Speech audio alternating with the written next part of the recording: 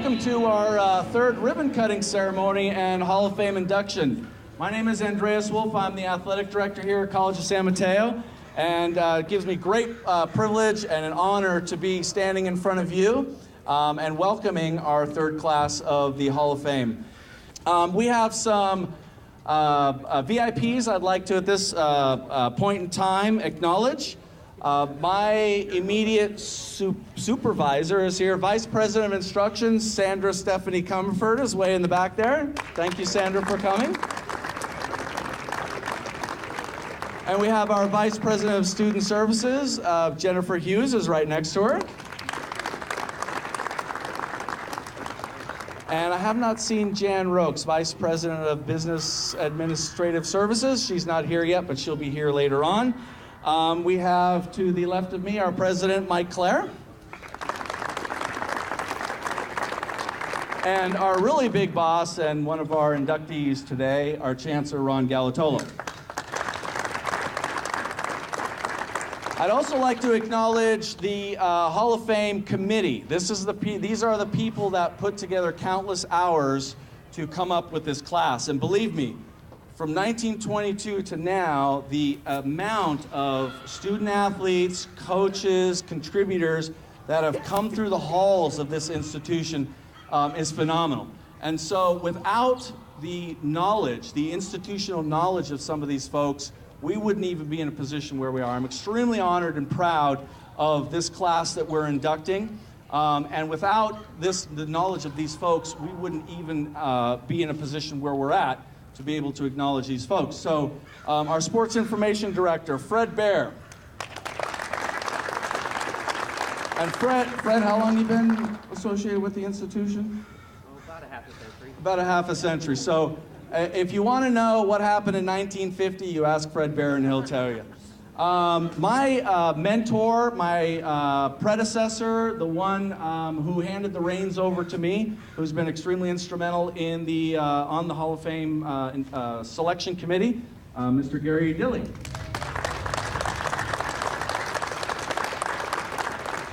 And one of our current coaches, all-around great guy, and again, one individual who, if you know him, if you've been around him, you really understand. He's just a good, genuine guy through and through, Coach Larry Owens. I have not seen Rich Statler. Rich, are you out here? There's Rich Statler. Thank you. Rich Statler, another one who contributed, retired, came back to help us out with this committee for the last couple years, has been a tremendous asset and a resource. Rich Statler. What gives me great honor in this type of environment is when some of our inductees that we've honored in the past come back. And so at this point in time, I'd like to acknowledge those folks that are here, our former inductees who have their names on the wall.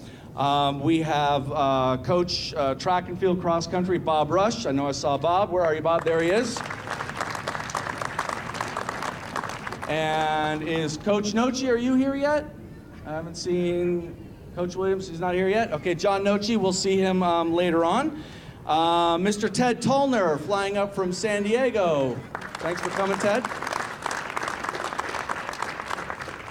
And from up in the Grass Valley area, Sacramento, a little east, Mr. Steve Schaefer. Thanks for coming, Steve. And is Bill Ring here? I know he's coming later on. I haven't seen Bill Ring. Again, another individual inducted, a former, not colleague, but a predecessor, who's contributed hours and dedication to this institution, Mr. Bill Dickey.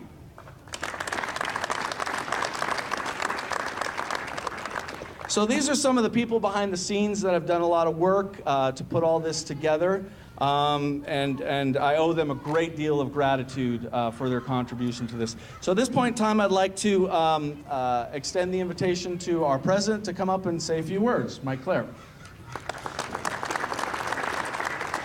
Thank you, Andreas. You know, I went from giving no speeches to I think there's going to be 3 tonight. I promise this will be short. On behalf of the college, I want to welcome, first of all, I want to congratulate our inductees and welcome the family and friends. You know, we have a saying here, and I think it came from our football team, which is once a Bulldog, always a bulldog, and I really like that. And when I think about our inductees, you've all experienced great success after leaving this college. You're either competing at a professional level, coaching at a professional level, or you've competed and coached at a professional level. And many of the others who have gone on have given back to their sport in so many different ways. So what I know about successful people is they're also very busy people. And I can honestly say on behalf of our student athletes, some of them are here today. It looks like our baseball team turned out in full force. Thanks, guys. And I know we have some other athletes going to help us today. Our current and former coaches, and really on behalf of the community, I cannot thank you enough for spending time to return to your roots here at the college and allowing us to honor you and your incredible accomplishments while you're at the college. So congratulations to all of you, and we look forward to celebrating the evening with you. Thank you. Thank you, President Claire. At this point in time, I would like all the inductees or their representatives to come forward, please. Come on here, right in this area here, so everybody can see you. Come up, don't be bashful. Come on forward.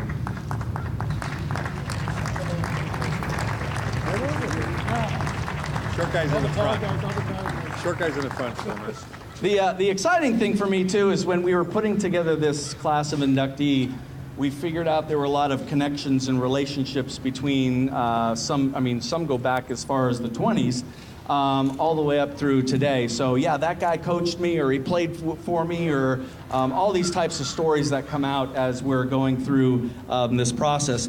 But I'd like to introduce to you, if you just wave so everybody can see who you are, Marcel Hitu. And we'll obviously hear more about them when we go up top and induct them. Randy Gomez. Scott Feldman. And I'm not sure, is Jerry here yet? Scatini?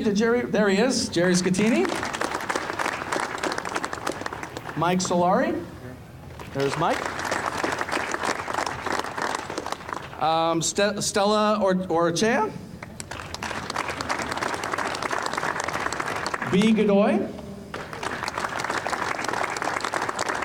Ron Galatolo, and Perry Parmalee.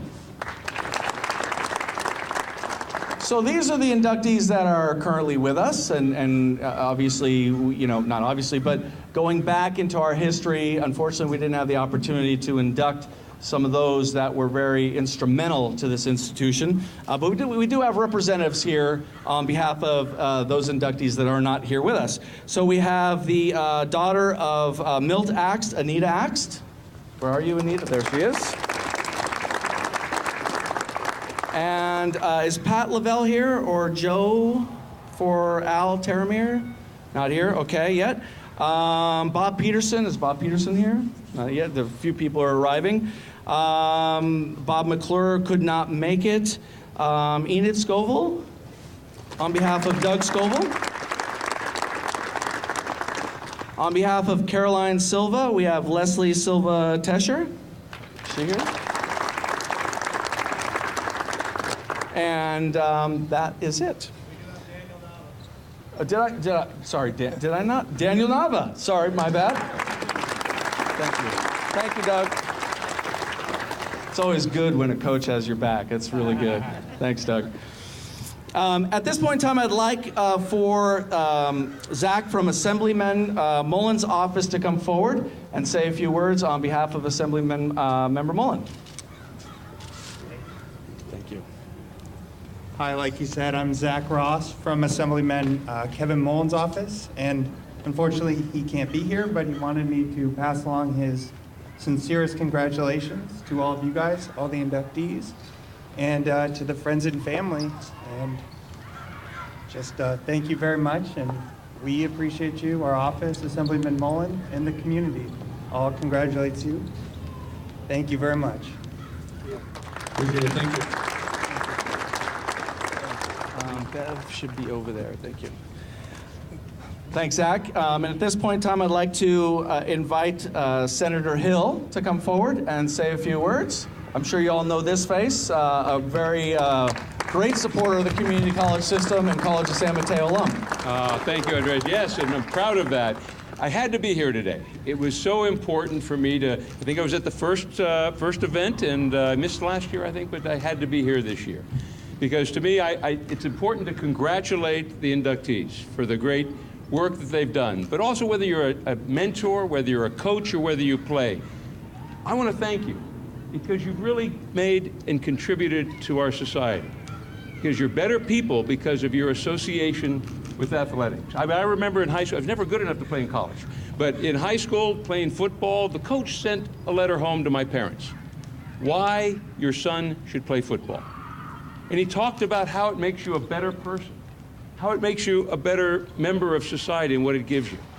And that's really the contribution that you have all made to our society and our community, because it's that gift that you've given. Whether it's you're a mentor, whether you played, you've been an inspiration to people, and you've made this the greatest place on earth. So thank you for that. Congratulations for the hard work and for your leadership in our community. Thank you so much. And I have a certificate for each of you from the California State Senate and of outlining the great work that you've done. Thank you. Very nice. Thank you. Thank you. Thank you. And because a prestigious alum can't walk away without some CSM swag, I got to take care of Senator Hill. Oh, God, I love it. Thank you very much. I'm a bulldog again. There you go. Thank you. Okay, so without further ado, we are going to get into the ribbon cutting, and I'm not sure if I've seen a board member here. I thought Karen Schwartz was coming. Oh, Trustee Bajwa, nice to see you. This is one of our board members, a student trustee. Student Trustee Bajwa is here to acknowledge this ceremony as well, so thank you for coming.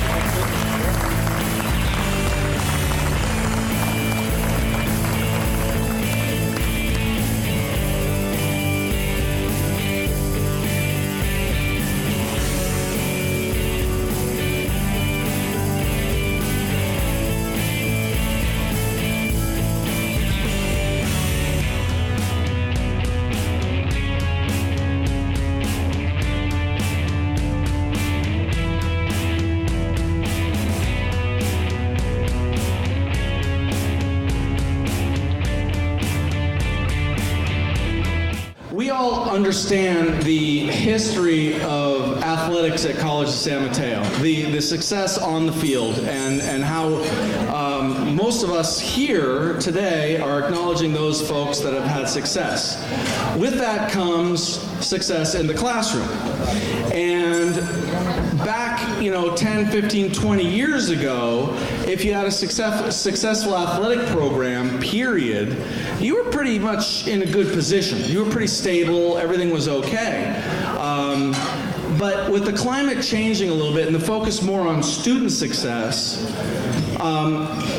we kind of have to change our stride a little bit. So while success on the field is extremely important to our division, our coaching staff, etc., they have done a great job at understanding that the two go hand in hand. You have to be successful in the classroom in order to be successful on the field.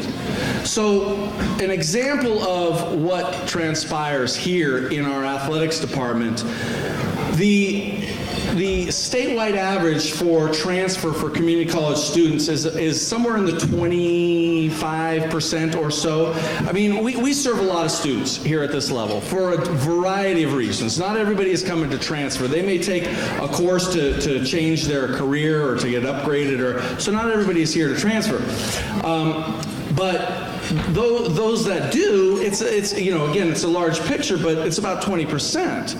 So we're not comparing apples to apples, but for what we've compiled, we generate about 78% of a transfer rate from our student athletes in our program, which is fantastic. And I have nothing but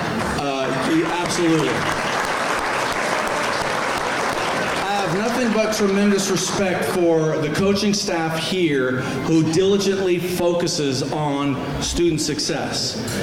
The average amount of scholarship dollars, and I may be wrong in this, but for our student body as a whole, we have somewhere around 10,000 students, is about $250,000. Nothing to snicker at. It's a good amount of money. Our student athletes last year generated $2.4 million. Okay, 78%, $2.4 million, which is fantastic. A lot of our student athletes not only go on to achieve success at the four-year level, playing-wise, but they graduate. And I think that's an important point. So we're working on getting that information as well. But just to give you an example of where some of our student athletes transferred to last year, Alabama, Cal, Auburn, Texas Tech, Hawaii Pacific, Oregon, the list goes on and on. And I have nothing but good things to say about the focus of our coaching staff here and the job they do to make sure that the student is in student athlete. So please help me in acknowledging their work on the field and in the classroom. Thank you.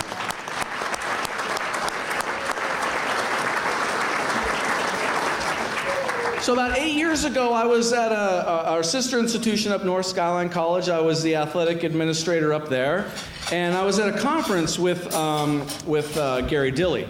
And Gary was passing around little job announcements. He had announced his retirement, and he was kind of helping to promote the position here. So I sat down with Gary, and I said, Gary, tell me about CSM. I mean, we're in the same district, but tell me about what it's like working there. Tell me specifically about the faculty, because these are the coaches. These are the people I'll be working with every day. And he had nothing but positive things to say about each and every one of them. So I thought maybe this might be a good step. Now, when I first got into administration, I thought, you know, what a great opportunity for me to be an administrator of an institution that doesn't have a swimming pool or a football program. Because it's pretty easy, right? I can handle that. Then I thought, okay, well, here's an institution with a swimming pool and a football, so I was there, a football program, so I was there for a number of years. Come here, deal with those monsters, and, you know, now I think I kind of got it sorted out. But needless to say, every step of the way, Gary was there with me. I talked to Gary about, Gary and I talk on a very regular basis. I consider Gary, first and foremost, to be a great friend. I consider him to be a mentor. What he has done for this institution in terms of taking the reins of the administrators that have come before him and working with that, building on that, and passing it off has been nothing but just a joy for me to deal with. So when we were going through this process, the last couple of Hall of Fame induction ceremonies we've had, Hal Ramey was our Master of Ceremonies. Hal Ramey was a broadcasting student here at College of San Mateo. And we thought, you know, he's a media personality, and he would be good. So Hal was busy. So we're trying to figure out who could do it. And Rich Statler sent me an email and said, Andreas, Gary needs to do the Master of Ceremonies for the Hall of Fame. And I said, Rich, you're right. So without further ado, a guy, again, he's our track coach. He was the vice president of instruction. I don't think there's anybody that bleeds bluer than Gary Dilley. But it's an honor for me to introduce Gary Dilley tonight as our Master of Ceremonies.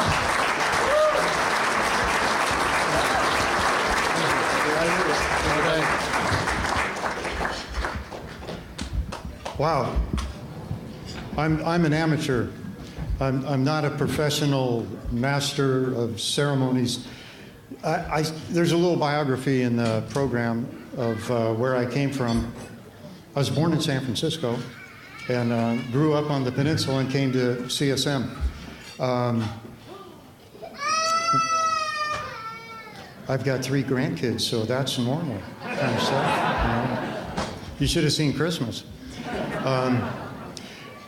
The main thing I have to add to that bio is my favorite color. My favorite color is blue. I do not own anything that is red.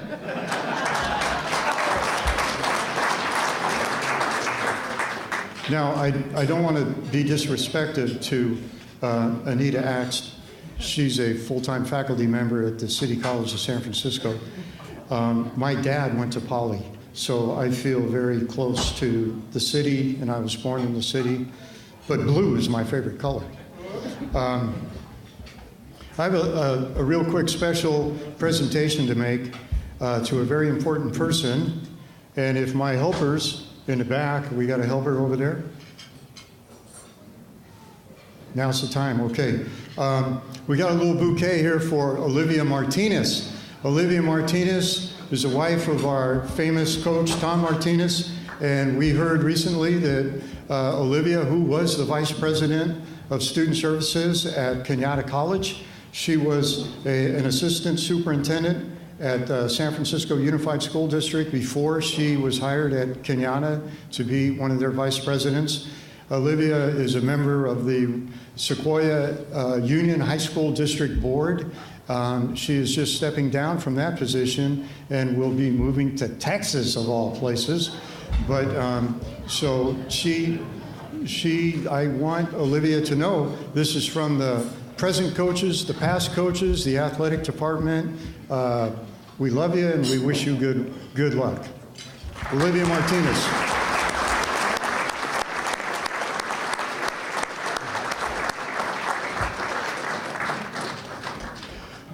When I started in education, it was as a teacher at Half Moon Bay High School. I taught American government and world history. I have two of my students here tonight. Would you please wave? Yay! See, they survived. Thank you for being here. They ended up as great friends of Carolyn Silva, who we are inducting tonight. You know, I taught government and history, as I said, and I must admit, some kids fell asleep during class because I tried to talk slowly. I got all the way through college without having to take a speech class, but I knew that you are supposed to speak slowly. And so doggone it, a couple kids would fall asleep. Then at home, my son, who went to Sequoia and CSM, he would ask me a couple questions about, you know, government or history or something like that. So we're at the dinner table, I'm explaining, and that guy fell asleep on me too. So I'm going to try not to talk too slowly tonight, but then again, if I talk as fast as Marcel, we'll be done in 25 minutes. So we're gonna try to balance things out here a little bit.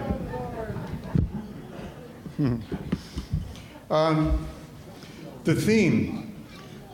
I really think that there's a theme tonight, and the reason we are inducting two football players from the 1925 championship football team into our Hall of Fame should have been done a long time ago, but we just started the Hall of Fame. The reason we're doing that is so that we can connect the past with the present. I really think we need to build on our past achievements. We need to honor those people. And we're going to start off with a couple of people who really were truly important student athletes and went on to great careers. The thing that's so exciting about being an athletic coach, when you get to work closely with your students on a day-to-day basis, and when I used to talk with our football team here, I would say, you know, what's exciting to me is that we don't know in this room of 90 or 100 athletes who's going to be an attorney, who's going to be a president of a company, who's going to be a big-time football coach, who's going to end up in prison, who's going to end up as a teacher. We do not know where you're going to go. But what we do know is that every decision that you make, and each time you go down the street and you decide to make a left turn or a right turn, you got to realize that's a decision point. So the thing that's exciting, I think, is when you realize someone in that group is going to do something spectacular and you don't know who it is. And then a few years later, you get to come back to an event like this and you honor someone who was on a World Series winning team. And doggone it, when he was there in that team photo, you might not think that was going to be the guy that was going to do it. And that's what's exciting and encouraging about being involved in athletics and in coaching. And you could say the same thing with the kids in my world history class. But in athletics, you're with those student athletes every day, and you connect. You make some close bonds.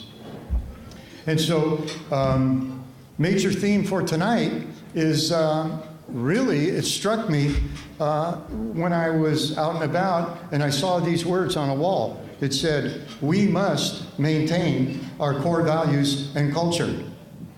We must maintain our core values and culture. And we do that kind of thing by making these celebrations. By the way, that posting was on the Costco wall. Costco is a very well-run organization, and they're very concerned about maintaining their core values. And I think we should be too. And I think at College of San Mateo, we've done a pretty good job with that. You know, the college was founded in 1922 on the flatlands of San Mateo, and when curriculum was developed, it was sent to Stanford for their faculty to review. So the academic standards started off very high.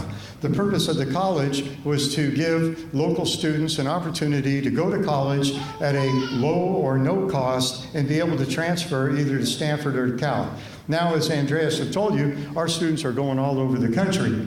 But we still maintain that core value. We have high academic standards at College of San Mateo, and we're very proud of it. Our Hall of Fame reaches back currently, as of up to today, to the 1930s. We honored Archie Williams, a great track athlete who set the world record in the 400 meters and won the gold medal in the 1936 Olympics. Today we go even further back to honor a couple of folks from the 1920s. As I look around the room tonight, I see some incredible coaches. We have a coaching staff here. We could put together an international track team. Jim Santos, Don Chu was supposed to be here tonight, but he got ill and he couldn't make it. Bob Rush, people with international experience. And I want to remind people, if they just got the email about the Pacific Association USA Track and Field clinic that's going to be held January 31st in Sacramento City College. If you have any questions about that, ask Dave Schrock, because he's running the whole thing. He's in the back of the room here to honor Marcel. I want to say hi to my wife, Pam. She's sitting back there. She sold tickets for us at football games for 7 years. She is a bulldog.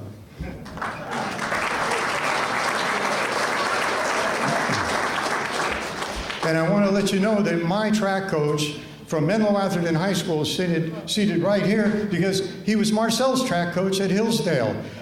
They ran him out of Hillsdale, and he ended up at MA, and we had the benefit of Plato Yannicks, who is a Hall of Fame coach and a guy that made an important impact on me as a young kid at Menlo Atherton High School. So Plato.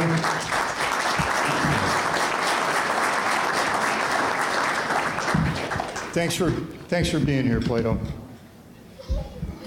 The first person that we're going to induct, here's what we're going to do. We have some people who are not able to be with us tonight, but we have representatives of them to receive the Bulldog and to be honored as members of the College of San Mateo Athletic Hall of Fame.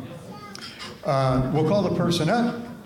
Andreas will give them the Bulldog. They'll come over here and stand with me. We'll have a little chit-chat. We'll cover their career. Their biographies are in your program. And I'll make a few comments about the people.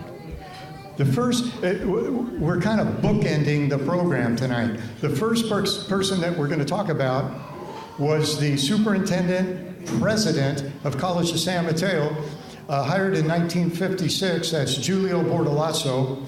And the reason we're starting with Giulio is because he's the guy who had the energy, the wisdom, the leadership to move the college from the lowlands of San Mateo and out at Coyote Point to this 153-acre site called College Heights back in the mid-1950s. The population liked education, but they didn't know about the need. Giulio went out and he got the votes. He went out and he got the support. And so we're going to start the program with Giulio Bortolazzo at this end of our book. He's going to be our bookend on this side, and we're going to finish the program with our current chancellor, Ron Galatolo, who's taken us into the 21st century.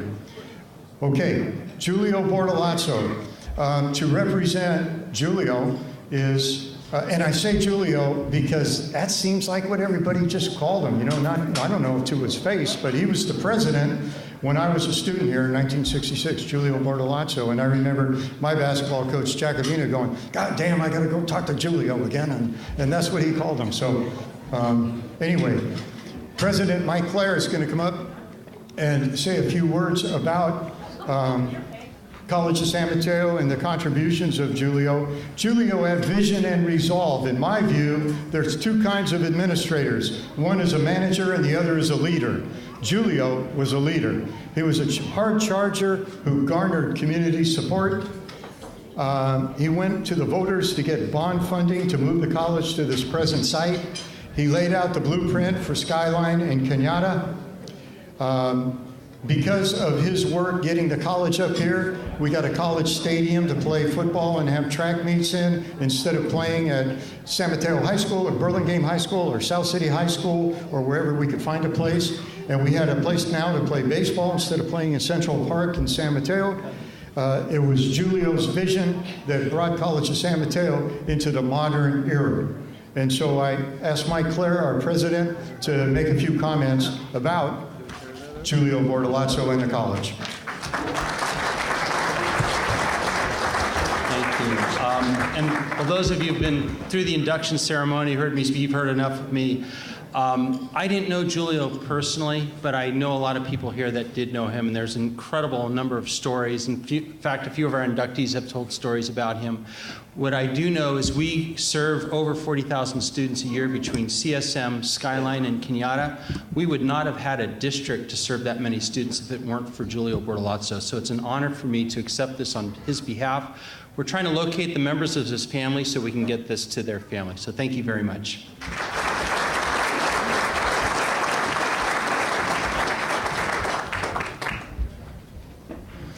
The next person that we will be inducting is a gentleman who is known as the most successful coach in San Francisco history. That is Milt Axe, A-X-T. Milt Axe taught and coached at Polytechnic High School. His daughter, Anita Axe, who I mentioned earlier, is a member of the faculty at the City College of San Francisco. And Anita, if you would join me, please, I would love to present this bulldog to you. Milt Axe was a member of the 1925 football team that went undefeated in conference play. He transferred to Santa Clara University, where Milt was also an outstanding football player and baseball player. He's in the Hall of Fame at Santa Clara for both of those sports. After graduation, he taught at the Belmont School for Boys and then at Petaluma High School for 7 years. In 7 years, his team only lost 7 games. Polytechnic High School in San Francisco hired Milt in the 1940s, and he returned to his own school, and he began a became a coaching legend. At one point, they had 45 victories in a row. I think the one time he coached baseball, they won the city championship. In 1953, Milt was named the California High School Coach of the Year. He left an incredible legacy. People still know the name Milt Axe. And because of the wonderful career in education that he had and the success that he had early in the history of College of San Mateo, we welcome Milt Axe to the College of San Mateo Athletic Hall of Fame, and I'm so glad that we can present this to Anita Axe, and she will make a few comments about her dad.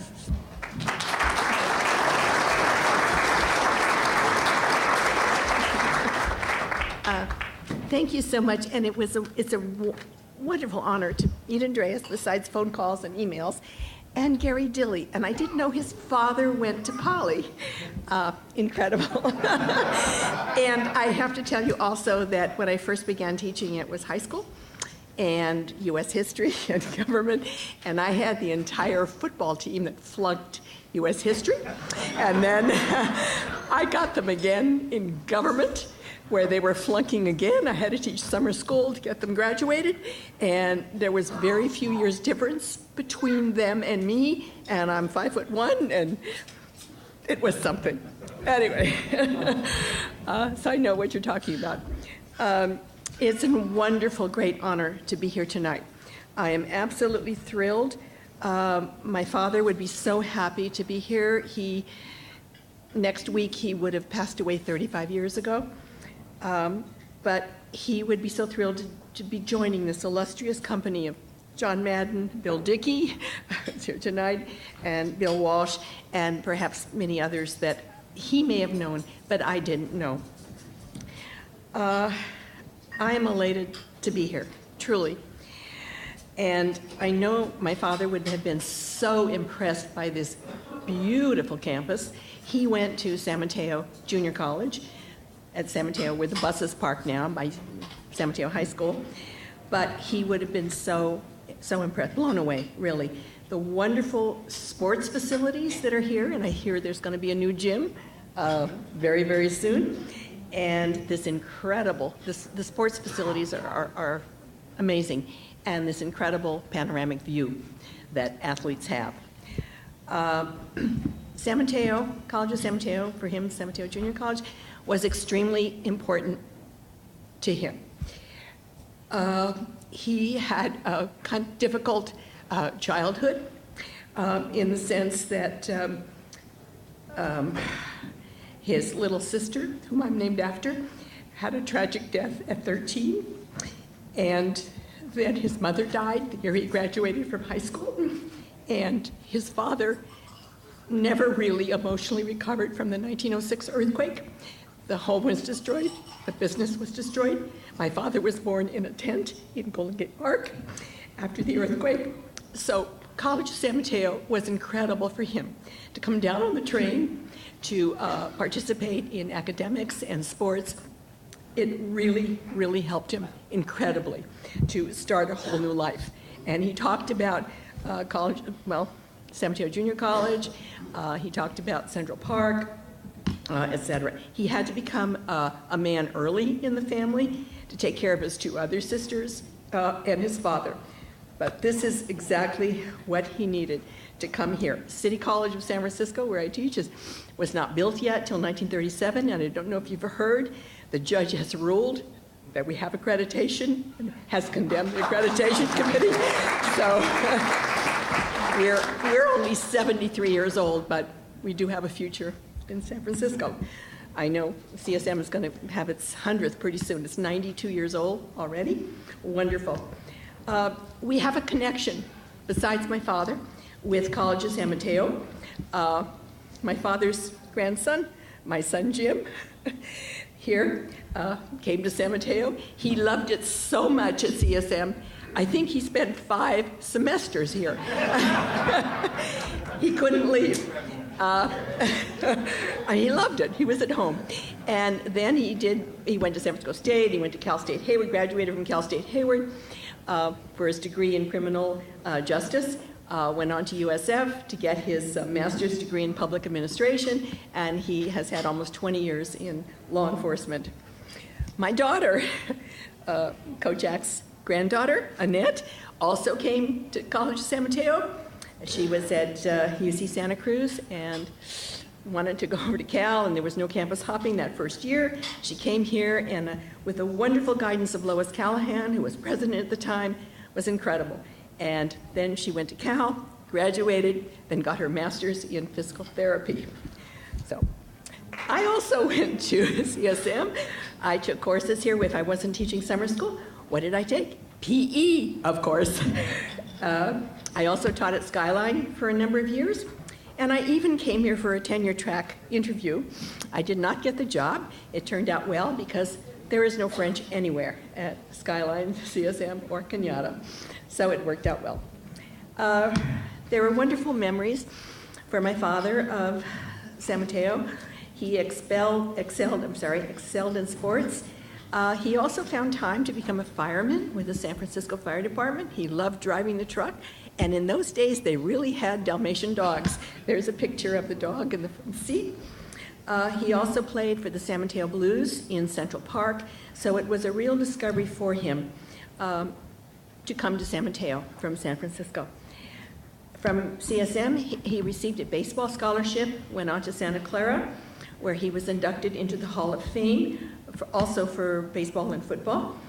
And as of today, he is still considered either one of or the finest baseball player 85 years later in the school's history. Yeah.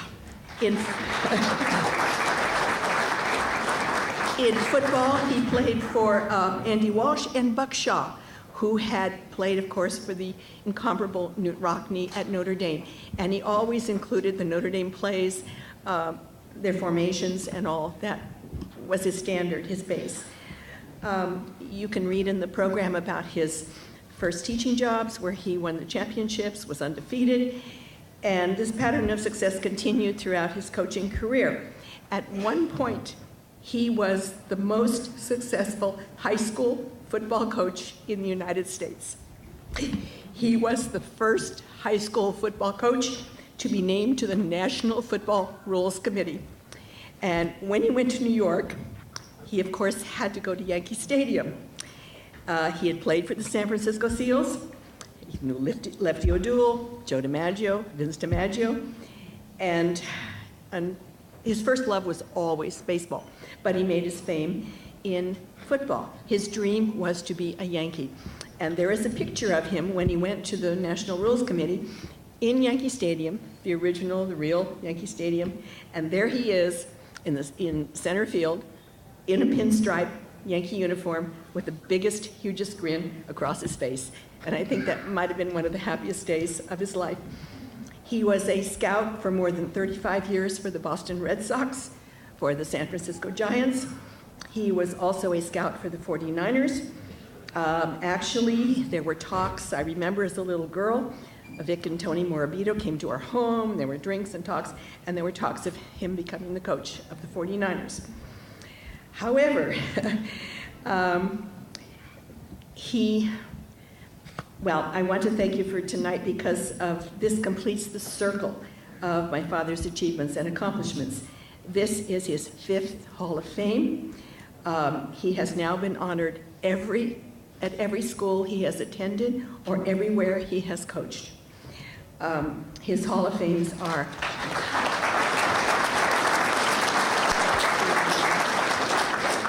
at Polytechnic High School in San Francisco. I was there in October representing him. It was the 100th year laying of the cornerstone, which had been stolen and was paid back in ransom money. And that was rededicated in front of the gymnasium that is dedicated to him now. He was inaugurated into the San Francisco Sports Hall of Fame. Tonight he's in the College of San Mateo Hall of Fame. He's been in the Santa Clara University Hall of Fame and the California Coaches Association. I have to let you know he was offered the head coaching job here in football at CSM. He was extremely tempted, and he agonized a long time over the decision. He was very, very reluctant, but he did decline the offer. But he said, "I'm only doing it because I can recommend to you an excellent coach." And he did. And that coach from Sacred Heart of San Francisco was Doug Scoville. And I know Mrs. Scoville is here tonight, and Doug Scoville is being initiated tonight into the Hall of Fame. And I'm so pleased, and I know my father would be absolutely so happy and proud that this is happening together. They're going in together.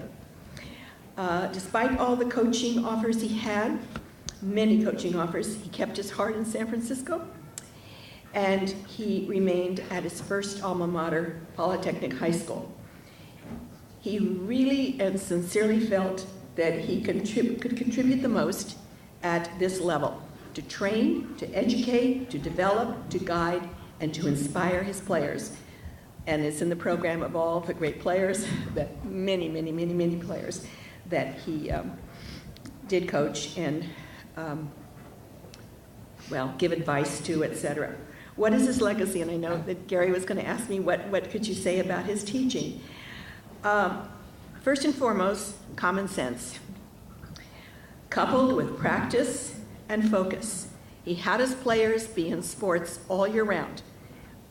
Football, baseball, if not, track, swimming, whatever. Keep in condition. Healthy mind, healthy body. Always work harder and then do it better the next time. Always be open to fresh new ideas and changes. And be innovative. And one of the things he did was to create the North-South High School Shrine Game that played at the Los Angeles Coliseum. It imitated the East-West Shrine Game. It used to be at Kezar Stadium. His comrade was Bill Kezar, and the mother gave the money to Bill Kezar Stadium. He was the first class to play in Kezar Stadium. And tonight, I was thrilled to meet Janice Scattini, who is my son and my daughter's French teacher from Burlingame High School, and Jerry Scattini is going into the Hall of Fame also tonight. So it's a threesome of everyone that knew that. What he felt was instill your passion for the game in your students and your players. Always be a role model, always be there to listen and help. He made sure that the students had jobs. They were ushers or sold programs for the 49ers so that they could have extra money. But he said, whatever you do, do your best, always to the best of your ability. Never give up, and always seek challenges. I want to thank everyone for this. I'm very grateful, and I know he would be also. Thank you all. It's a little heavy. Thank you. Got it?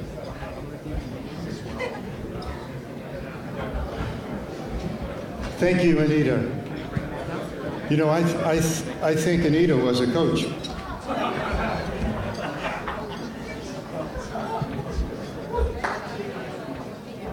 One of Milt's teammates at College of San Mateo Junior College, was from Redwood City. That's Al Terramer. Al Terramer left a huge impression on many people through his coaching and teaching, but he started off his college career here at CSM and then transferred also to Santa Clara University, where he was an honorable mention All-American. Accepting the award for the Terramer family, there's two daughters. Al has two daughters, but neither could be with us this evening. But we've got a couple of old Cherokees here, some coaches that I know many of you know and highly respect. To represent the Terramer family is Pat Lovell. Pat Lovell was an outstanding athlete at Sequoia High School and played at Cal Poly San Luis Obispo. He was in the Hall of Fame there. He was a football player and a wrestler. He's in numerous halls of fame, and he's currently the commissioner of the high school of Santa Cruz Coast High School athletics.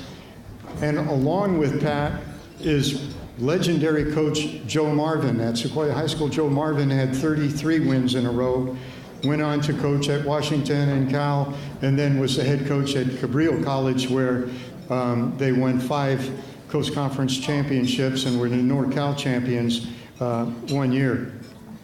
Al Terramer became a vice principal and then principal of Carlmont High School. He was an NFL official. He had extremely high standards. He was highly regarded, and there couldn't be better people than Pat Lovell and Joe Marvin to be here to represent the Terramer family to accept this award. Pat, a word of advice. Well, one thing that happened when Gary called me, somebody had told him that I played for Al Terramer. Well, if I played for Al Terramer, I'd be 100 years old. So anyway, it's a great honor to accept this for him and his family. And we're just happy to be here tonight. And College of San Mateo has really put on a great event here tonight. Thank you very much for having us.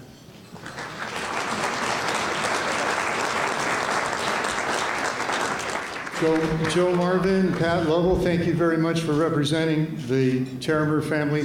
When I was a little kid, my dad used to take me to Sequoia. We'd watch the single wing in action. Unbalanced line with a blocking quarterback, and they would knock the heck out of everybody. And it was great fun, and I really appreciate Joe's willingness to come and represent. Our next inductee is Bob Peterson, referred to as Big Pete in your program. Bob Peterson, first Peninsula basketball player to play in the National Basketball Association. Bob Peterson went to Sequoia High School and then came to College of San Mateo. From 1949-1950, Peterson set the CSM scoring record that stood for 14 years until the great Dennis O'Brien broke it. CSM basketball has had some outstanding players, including Peterson, O'Brien, Milky Johnson, Oni Williams. Well, we wanted to honor the very best basketball player that we could. And so a couple of years ago, I talked with my basketball coach at College of San Mateo, Hall of Famer Jack Avina. I said, Jack, who's the first basketball player you think should be in the Basketball Hall of Fame, in the CSM Athletic Hall of Fame? And I expected him to say one of the people that he coached, because there was a lot of great ones. And he said, Peterson. I said, Jack, why? Why Peterson? How do you know that? He says, because when I went to Modesto Junior College, this is Jack Avina talking, when I went to Modesto Junior College, we played College of San Mateo. And that Peterson was great. He beat the heck out of us. And I know he was a fantastic player, and he should be the first guy to go in to the CSM Hall of Fame as a basketball player. Unfortunately, Big Pete passed away. And representing him is his son, Bob Peterson, Jr. And I'm really so happy that Bob is here, and his sister, Jenny, who's out in the audience. After Bob went to CSM, he went to University of Oregon and then into the NBA. Bob, what did playing at College of San Mateo, attending College of San Mateo, what did that do for your dad? I guess I just want to say is that this was a perfect platform for my father. He was a late bloomer. Not many people know this, but just fit in here.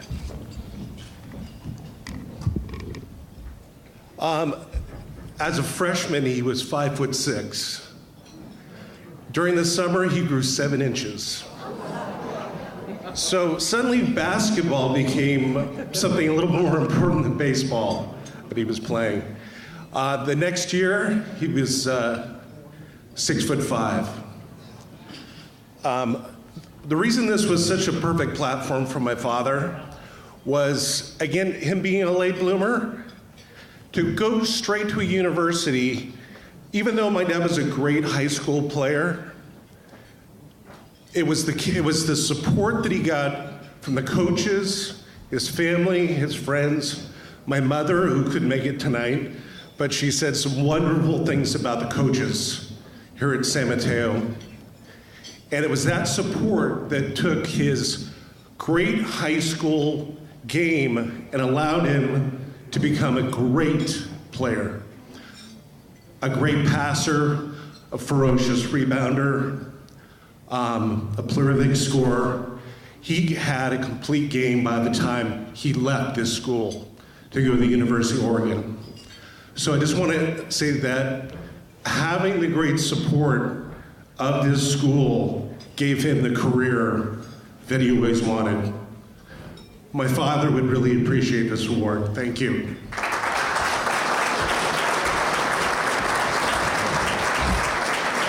And when Bob says that his dad was a ferocious rebounder, he set the University of Oregon rebound record, 465 rebounds in a season, which is really a lot of rebounds. So, congratulations, Bob, and we're so glad that you could be with us this evening. Thank you. I just want to assure everyone, while Bob was talking, I double-checked with our maintenance people. I want to assure everyone that the pressure that's set in the pads of your seats is between 11 and 13 pounds. And we don't intend to have anyone sit on a seat that's too soft or too hard. So just in case you were worried about that. The next, our next inductee is somebody that's real special. In fact, when we announced that Caroline Silva was going to be inducted into the College of San Mateo Athletic Hall of Fame, a whole bunch of people stood up and cheered. Caroline Silva was a member of the physical education staff, and she served as an athletic academic advisor. That means that when the athletes had to get programmed for their next semester, they met with Caroline, and she treated the kids pretty much like they were her own.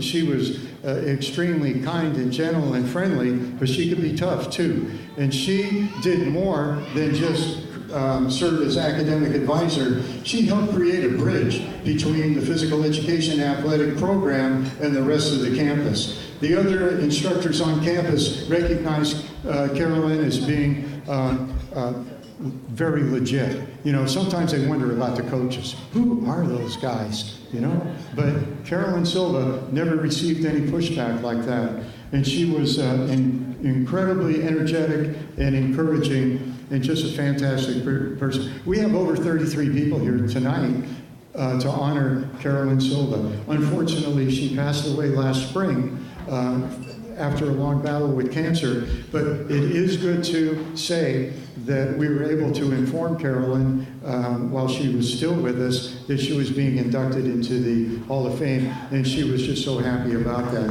I'd like to... Caroline has two nieces here, Leslie Teissier and Susie Madonna. Would they please come on up here and take custody of this bulldog and honor us with your presence? Leslie, what does this honor mean to Caroline's family and friends and all the people who knew her? It means a great deal to us because Aunt Carolyn was so dedicated and loved teaching and loved CSM. And as you said, we were thrilled that she knew about this honor, and my dad is her brother, and she was so happy to call him and so proud to tell him about this. So it means the world to us. That's why we all came to town today. Fantastic. Thank you very much, and congratulations. You had a fantastic aunt. Yes, we did. Thank you so much. Thank you for being here.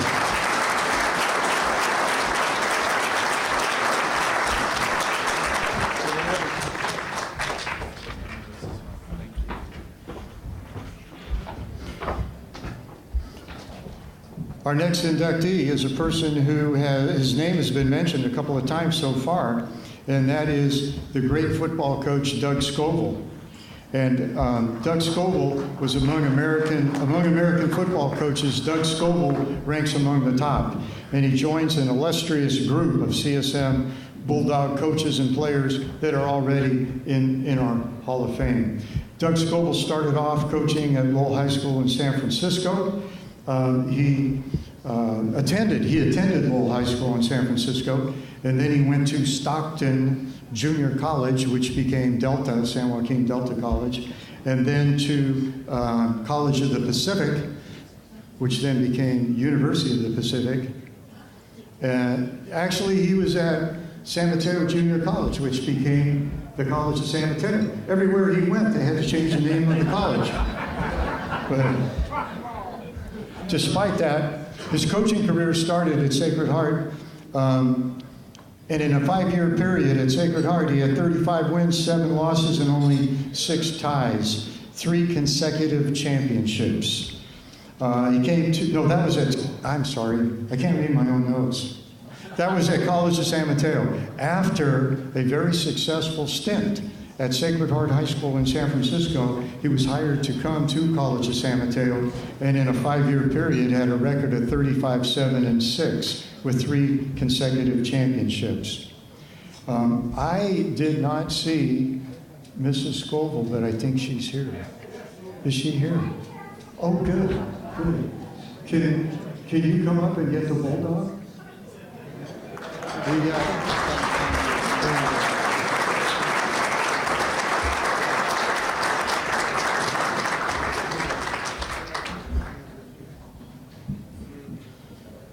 This bulldog is house trained. It will not make any noise. But we hope you learn to love it dearly. After Doug left College of San Mateo, he went to the U.S. Naval Academy where he coached Roger Staubach, who was the first community college Heisman Trophy winner. After the Naval Academy, Doug went to a number of different colleges and into the NFL. He coached at BYU, great quarterbacks, including Jim McMahon of the Chicago Bears. He was a head coach at San Diego State and finished his coaching with the Philadelphia Eagles and was the coach of Randall Cunningham. I'm curious, what was it like going from high school coaching and being the wife of a high school coach and then becoming really kind of a nomadic high school coach, wife, family, traveling around the country? Well, it was great. Every place we went, made new friends, people I still see today. It was a great life.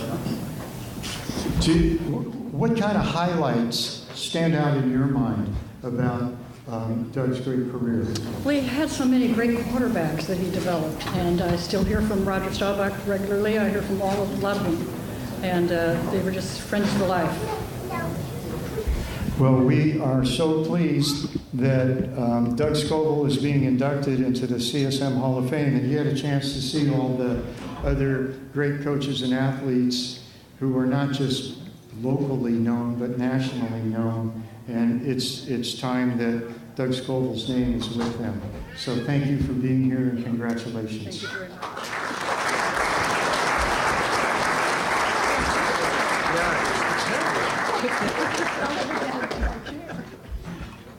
Okay, folks, this is a short advertisement. You know, College of San Mateo is so doggone proud of this guy here, number 11, Julian Edelman. So, Edelman played quarterback for CSM for just 1 year, and in that 1 year, he set passing records and rushing records. His total offense is, I don't know, it was like 26 or 3,000 yards or something like that. He ran all over the place, and he drove people crazy because he was so doggone quick and so doggone assured of himself. Then he went to Kent State, set records, and the Patriots took a chance on him, and he's probably the best athlete, the best football player on that team, and it took a few years to get him on the field in a regular role, but he's got hands that are just absolutely incredible. And so he only gets a small amount of money compared to the other receivers. Welker got $14 million, and Amendola gets $3 million, and this guy gets $1 million, and he's the regular guy, and he makes all the catches. And so I wanted to give the local guy a little bit of a break and encourage you to buy. Here's the t-shirt. It's called The Pass. And I got my very own the other day. So this is you can get a Julian Edelman t-shirt that says, I love Julian Edelman. It's got I, heart, J-E. So the website is JE11, JE11, and you too can have a Julian Edelman t-shirt, just like Coach Staley over here. Okay, back to the program. The next person that we're inducting is Jerry Scattini. Scattini, why didn't you think about selling t-shirts? You're a businessman. Jerry Scatini came to College of San Mateo from Cappuccino. He was a Mustang, and there was about 6 or 7 guys that came. And the reason we have Jerry in the order of the program is that his coach at College of San Mateo was Doug Scoville. His first year in college football, Doug Scoville's first year. And boy, did they light it up. Jerry, what was it like playing for Coach Scoville? And as a future college coach yourself, what did you learn about coaching? Well, I think that the thing that sticks out in my mind looking back, and we were all pretty young in those days, was the first year we played for Doug, we won a championship. So that's a pretty good way to start college. And I think we had the perfect combination, a great coach who was enthusiastic and creative. We had a president of the school that was mentioned here before, Dr. Jude Bortolazzo, that was just enthusiastic, was at all the practices, all the games, on the road, at home, and we had a great bunch of players. And I think you put them together, and that's where we got that championship, and I think that was really a lot of fun. Jerry, do you remember your first win, the first college game that you played here? First win at CSM? Yeah, we were playing San Jose City College, and they had some very good players, and I know that Doug Scoville was just really intent on winning that game. So he pulled out no stops, and we were able to play a very good game after kind of a slow start, and I know that he was thrilled when we got that victory, and from there on, he continued to win. What Jerry didn't tell you was he carried the ball 17 times in that game and gained 175 yards. So it was a pretty important role that this guy played. He played on offense, defense, and punted also. So he didn't get much rest.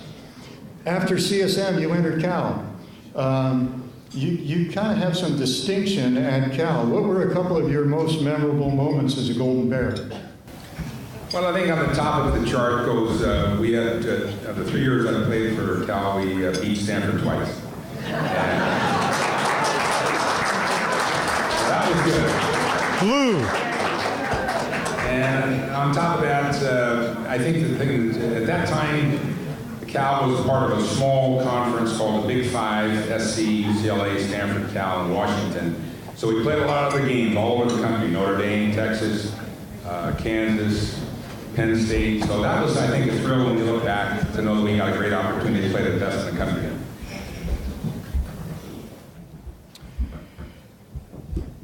Jerry, after you played at Cal, you went into coaching. Jerry was the head coach at the University of Nevada, Reno, for 7 years after being up there for a couple of years as an assistant. What did athletics contribute to your life? Who were the special people that helped direct your career? After coaching, you became a successful businessman. What's the relationship?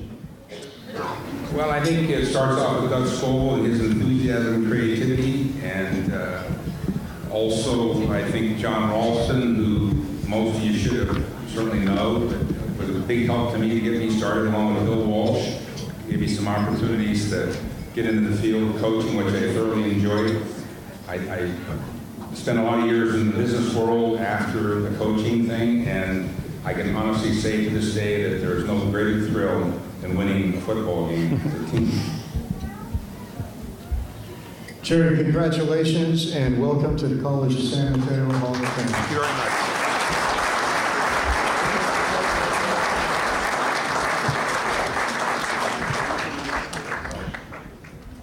Our next inductee is Bob McClure. Bob McClure was a baseball player, spent 19 years in the big leagues, and now he's a coach. He's been coaching for a number of different teams as a pitching coach. Outstanding athlete in high school. When he got out of high school, he went to work, got a job in San Francisco. He had no intention of continuing and trying to get a baseball career going. But he found out that going to work isn't so much fun as it is playing baseball on Sunday when he would get together with some other guys that he played on a club team. So his good buddy, Bud Papadakis, graduated from Terra Nova 1 year after him, and together they figured they'd come to College of San Mateo and play baseball. And it's a good thing he did. Accepting the award for Bob McClure is our famous baseball coach, member of the National Baseball Hall of Fame. This is John Nochi, who most of you know. John Nochi.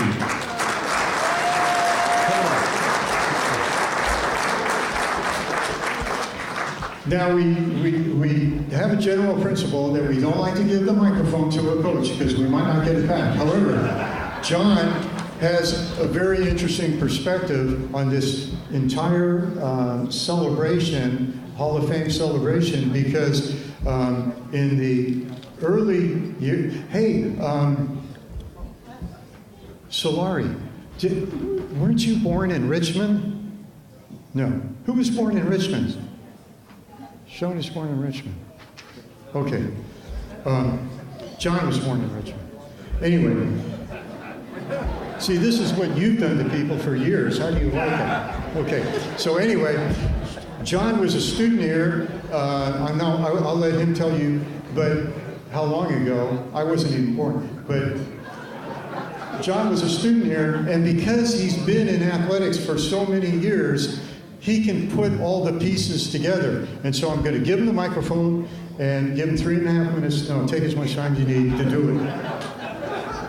And you wanted me to be short. Well, I'm very honored to be up here, and as it turns out, I'm going to take you down nostalgic alley a little bit because of the people that have been inducted tonight, particularly the ones that have already been honored. Al Taramir hired me at Carmine High School in 1956. Giulio Bortolazzo hired me here in 1962. I was a student with Bob Peterson at College of San Mateo in 1949.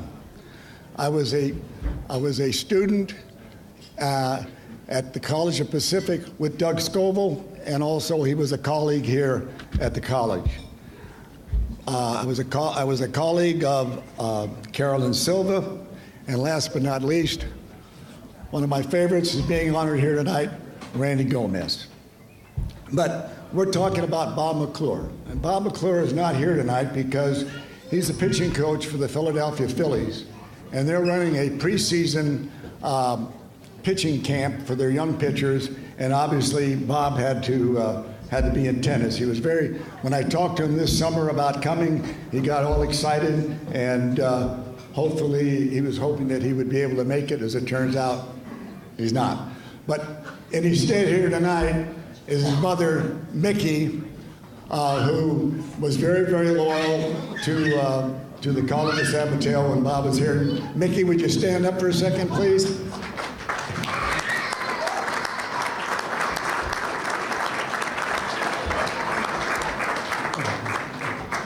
Bob's records are in. There you go.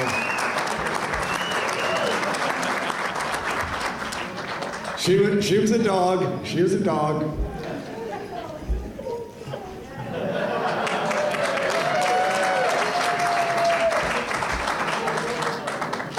Should have got her up here instead of me. Bob's records are in the bio. But the one record that he had was broken by the illustrious Scott Feldman a few years ago. When Bob was here in his freshman year, he pitched us to the NorCal finals. In his sophomore year, his second year, he pitched us to the state finals. A very successful pitcher for us. He had a tough time getting in pro ball. And it's kind of a parallel story in a sense like Daniel Nava. Bob wanted to play professional baseball in the worst way, and for some reason, he escaped the eyes of a lot of scouts. And maybe one of them was Milt Axe, I'm not sure. But anyway, he was drafted by the Dodgers in a January draft. This is a pretty good story. Ray Perry was the scout who drafted him in January of 73. And unfortunately, Ray died during that season. And so as a result, the Dodgers ended up passing on Bob. And so a good friend of mine was Dick Hager, a Kansas City scout. And I called Dick and I said, Dick, I said, the Dodgers are passing on Bob, but when the draft comes up, and now this is in June after our season, I said, he wants to play, you got to give him a chance. So as it turns out, I left to go spend the summer in French Quebec, and on the way over while the draft was going on. So when I got back to Quebec, I called Dick Hager. His wife answered the phone. And the first thing she said was, don't worry, we signed your boy. And we go, thank you. And so Dick got on the phone and he told me the story that he told Bob that he would be over to his house the next night and sign him. Bob said, no, where do you live? I'll come to your house tonight. That's how eager he was to play. And it just goes to show that, you know, those scouts, they make mistakes. And here's Bob. He only played 19 years. He's only coached for 13 years. And matter of fact, 2 years while his son was going through high school, he dropped out of professional baseball, and he was Doug Williams' pitching coach here at San Mateo for 2 years. And I've talked to a lot of people who have worked and seen Bob's work, and they all say the pitchers just love him. It just warms the cockles of my heart, so to speak.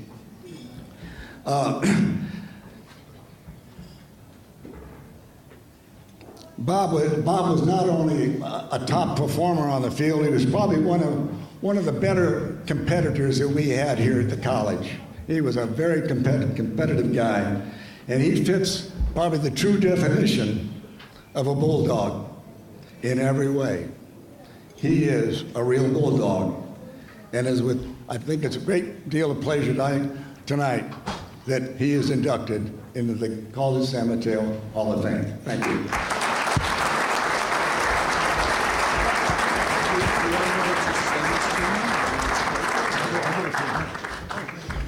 Thank you, John. The next person that we will be inducting it's kind of a funny little story. Stella Edwinson was the first female track athlete to win a state championship for College of San Mateo. She won the 100 meters state championship. So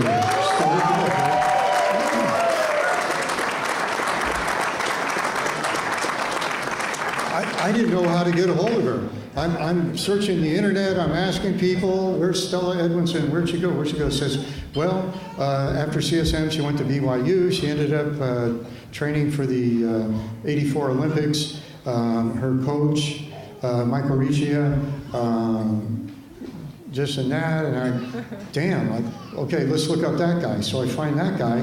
He's a cross-country track and field coach at Puget Sound University. And so I telephoned and I said, I'm trying to find an athlete that you trained once upon a time for the 84 Olympics named Stella Edwinson. He says, oh, you want to talk to Stella? She's right here. She's my wife. Wow, if things only were all that simple. Stella, you were a great track and field athlete before you even got to CSM. You were a member of the Bill Bray Lions Track Club. Jim Hume was one of your coaches, and it's so neat to see Jim here, who's really a very important guy and still in local track and field for all levels of competition. The opportunities for girls in high school were limited or none, but with the Bill Bray Lions, you developed some extraordinary talent. What role did College of San Mateo play in your career, and who are the people that were most instrumental to you along the way? Thank you. CSM really was set the stage for me in this journey that I'm calling my Star Trek. And there were several people that were instrumental in this award. Of course, CSM teachers. I had an anatomy physiology instructor with a really interesting cadaver lab that helped me decide on a major that I would take, and that would be health sciences and PE. I also had an incredible art history teacher who encouraged experiential learning and travel. And then, of course, the PE teachers. Mr. Pounds, I just thought of him as positive Pounds. He was always so encouraging. Mr. Harris in trampoline and in gymnastics. And, of course, Coach Nochi in sports officiating. So those teachers, and I have to add one more that wasn't affiliated with CSM, and that was Jim Hume, who was a great role model for teaching at that time for me and helped direct me into the direction of becoming a teacher, not only in high school, but eventually at a community college. Along with the teachers, of course, the coaches. This award would not be possible if it wasn't for the teamwork of coaches from CSM and also from the Maroon River Lions Track Club. At CSM, it was Bob Brush with his coaching staff, Dave Schrock, who's here, and another assistant coach that was new to coaching. With their energy and with enthusiasm, we had such a great season. And under the direction of Bob Brush, we were able to succeed, not just individually, but as a team. So I appreciate that, and Bob Rush, congratulations to you and all of your successes since that time. At the Millbury Lions, of course, it was Jim Hume and the family of coaches that we had there. Mr. Hume was my coach for quite a few years, starting at a sophomore in high school. And he was a coach, our driver, our photographer, as you can see now, right there, still. And I think best of all, he was like a parent, dishing out a lot of tough love, without reservation, I might add, at times. So now I can really appreciate that. And the two of you, it's such an honor to be here to acknowledge your contributions to this. And if I had a glass, I would hold it up and say, congratulations and thank you for being part of this honor as well. And lastly, of course, the relationships that I had at CSM with friends and the teachers, coaches, and I want to add even CSM staff. You know, just being on campus, going to the library, the bookstore, and hanging out in these top-notch facilities here was really awesome. So I appreciate all those that have been instrumental in this success. Thanks.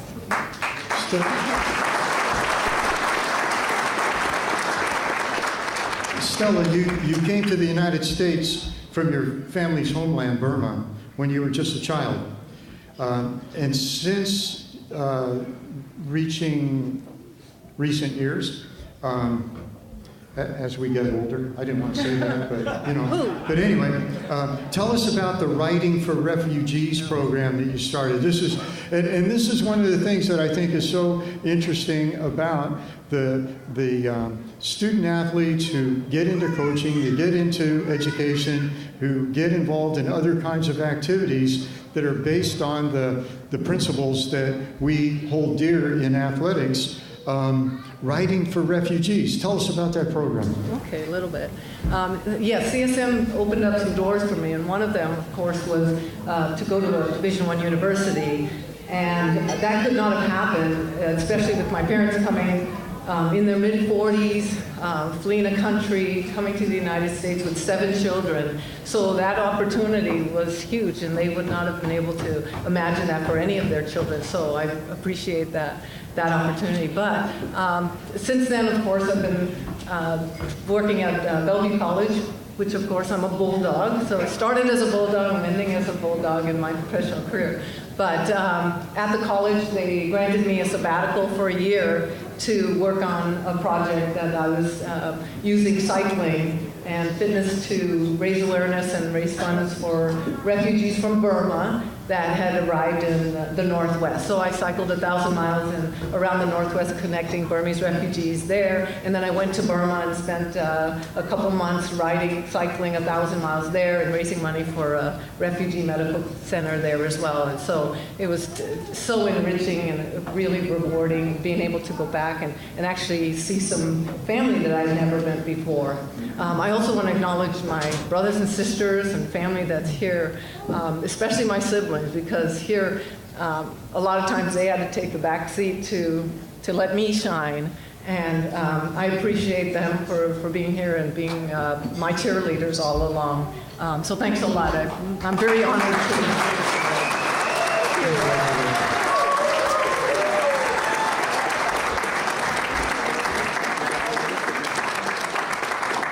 And Mike and your two sons are seated at this table over here with some family and friends. Thank you for traveling down from Washington to be with us tonight. That's fantastic.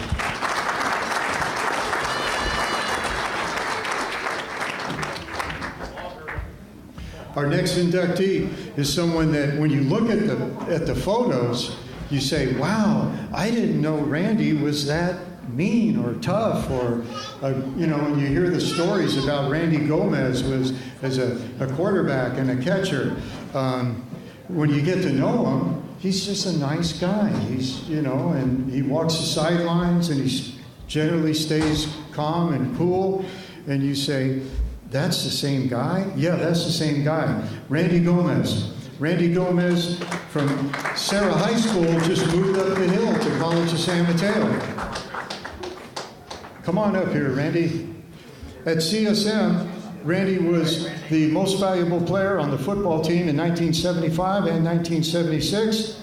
And you crossed that great divide between football and baseball, and you went on to become all-conference in as a catcher in baseball. At the University of Utah, Randy was an honorable mention All-American quarterback. He was the 7th leading passer in the nation in Division D1.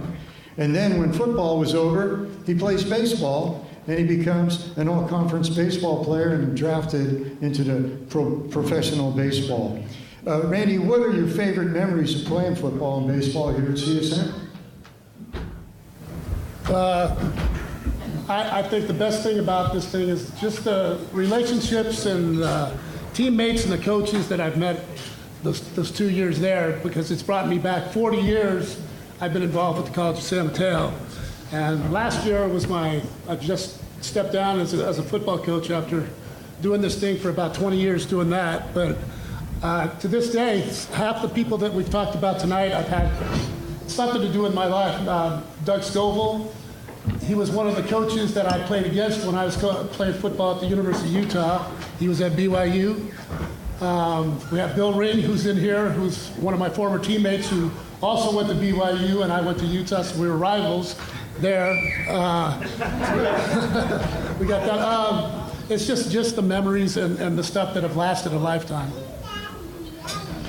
Randy, how did you handle the demands of high-level athletics in two sports? I think probably the thing that I'm most proudest of in my career, it's not really the statistics or the awards I got. I think it's what my dad taught me, how to be a competitor. And I think being a competitor has kept me going, because I had a lot of adversity that I had to overcome. I never was starting anything until the start of the season. I had to earn everything. I was never given a job. So I think competing against a lot of disadvantages that other people saw, I was able to persevere and just being a competitor, I think. Randy, who were the most important people you'd like to reach out to and say thanks for their support?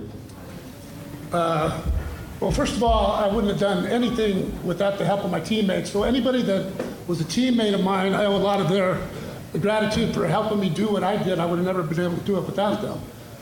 But I think there's three individuals that I remember that I think played a key role in my further success after I left here. And one of them, I'll start with my baseball coach, John Nochi. He taught me a lot, taught me what a bulldog was all about.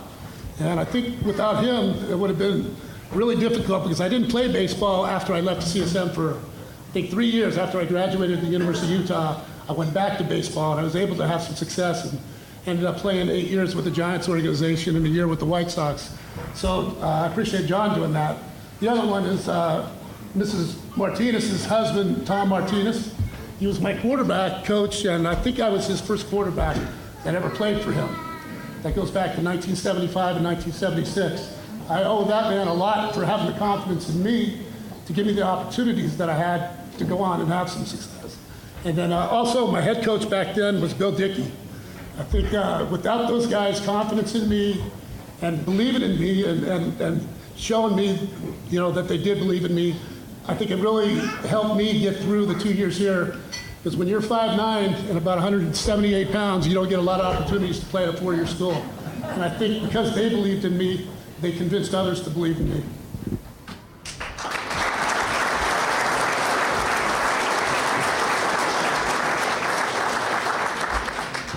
Randy, I got to say that in my role as being athletic director and going to so many football games and being on the buses and the sideline and being around you so much, I have a great deal of respect for you as a man and as the way you worked with the student athletes. And I'm just so happy that you're a member of the College of San Mateo Athletic Hall of Fame. Congratulations. Thank you.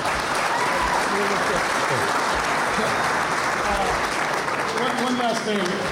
I appreciate any of the teammates that I had that are here tonight, honoring all the other ones. I would congratulate everybody else that's on this Hall of Fame. It is an honor, and I'm proud to be one. I want to thank my family for being here and being supportive of me. And those are my two grandsons over there making all the ruckus. Thank you, Randy. Thanks for being here.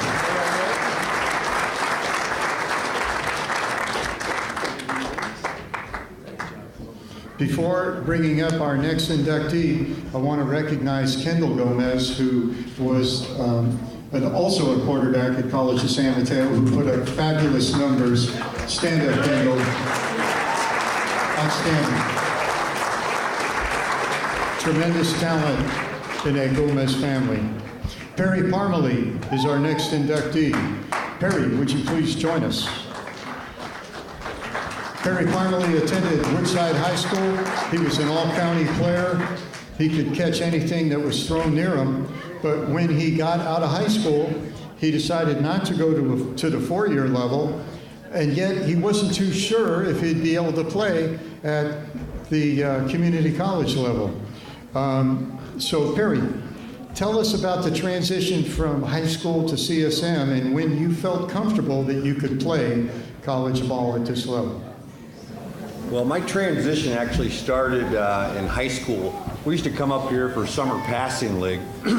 All the high schools would, and that was my first opportunity to meet Coach Martinez, who really taught me just about everything I know about receiving.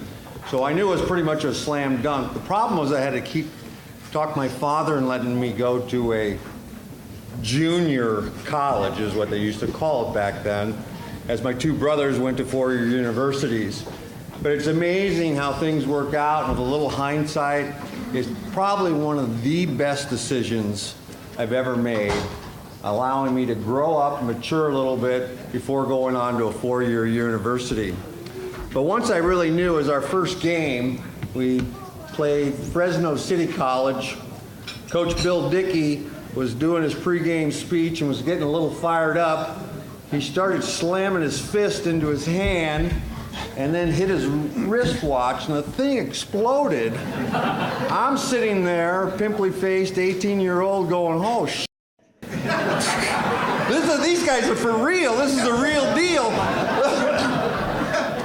So anyways, Coach Martinez called my number on the very first play, my very first college game. It was like a 60-yard touchdown, or 60-yard completion. I'm sorry, I got caught from behind. I wasn't going to put that in, but that's another story.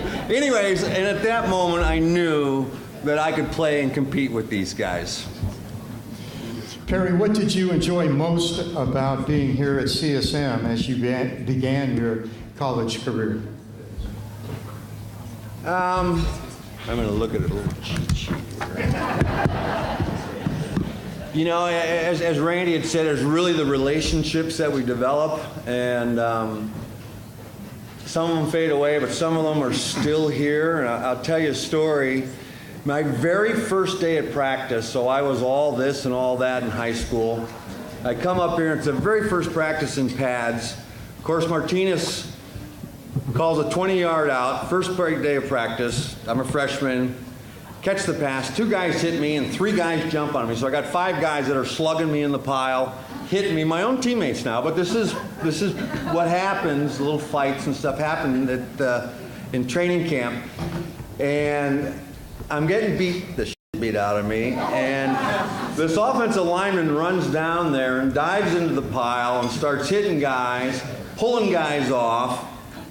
Turns out it's Hugh Lovelace, probably my best friend for 36 years. We go back to the huddle. I say, hey, thanks, man. And he, offensive lineman speak. And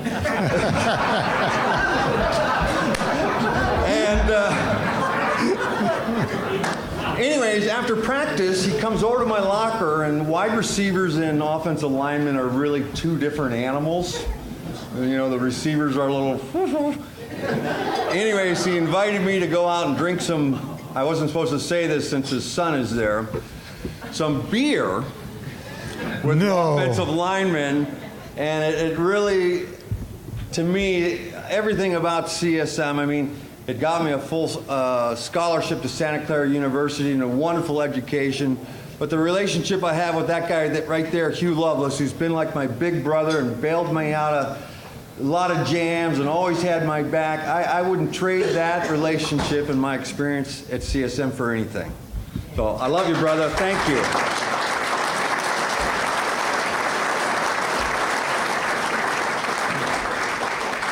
Perry, after you left CSM, like you say, you went to Santa Clara University. You continued your record-breaking ways to become the second leading receiver in Bronco history. And since they don't play football any longer, I guess that's, sweet. You know, you got that locked in. Those records are locked in. You're in the top two. Right. Did Lovelace still keep an eye out for you down at Santa Clara? He does. He keeps me out of a lot of trouble. But what I wanted to say, besides Hugh and Tom Martinez, there's one other guy that I want to talk about that changed my experience throughout my life that I met here at College of San Mateo.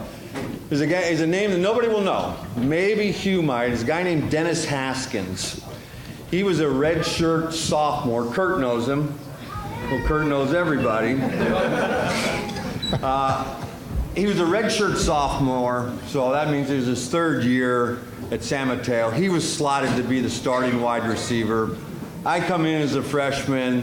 He knows I'm taking playing time from him. This guy went out of his way to help me, even though he knew he's helping a guy that's taking his job and he's going to sit and watch. And he always helped me every single play, every day, and enabled me to get better. But that's the type of guy he was. And it was something that I never, ever forgot. As I went on my sophomore year here at San Mateo, the freshmen came in, I helped them and figured, hey, you're the better man, then step up and show me what you got. But I always helped the other guy. As I went on to Santa Clara, I did the same thing. And proof of that today is the great 49er tight end, Brent Jones, is here. He's a couple years behind me at Santa Clara. The same sort of thing I did helped Brent, and Brent in turn helped the guys, and it's almost like a pay it forward kind of thing, and it's just a really neat thing from some guy that nobody ever heard of that I met here at the College of San Mateo. Really changed my life, because as I went on into business, I was the same way, helping the new guy, right? And if he can beat you out, well then that's the way you got to maybe work a little harder. Harry, congratulations.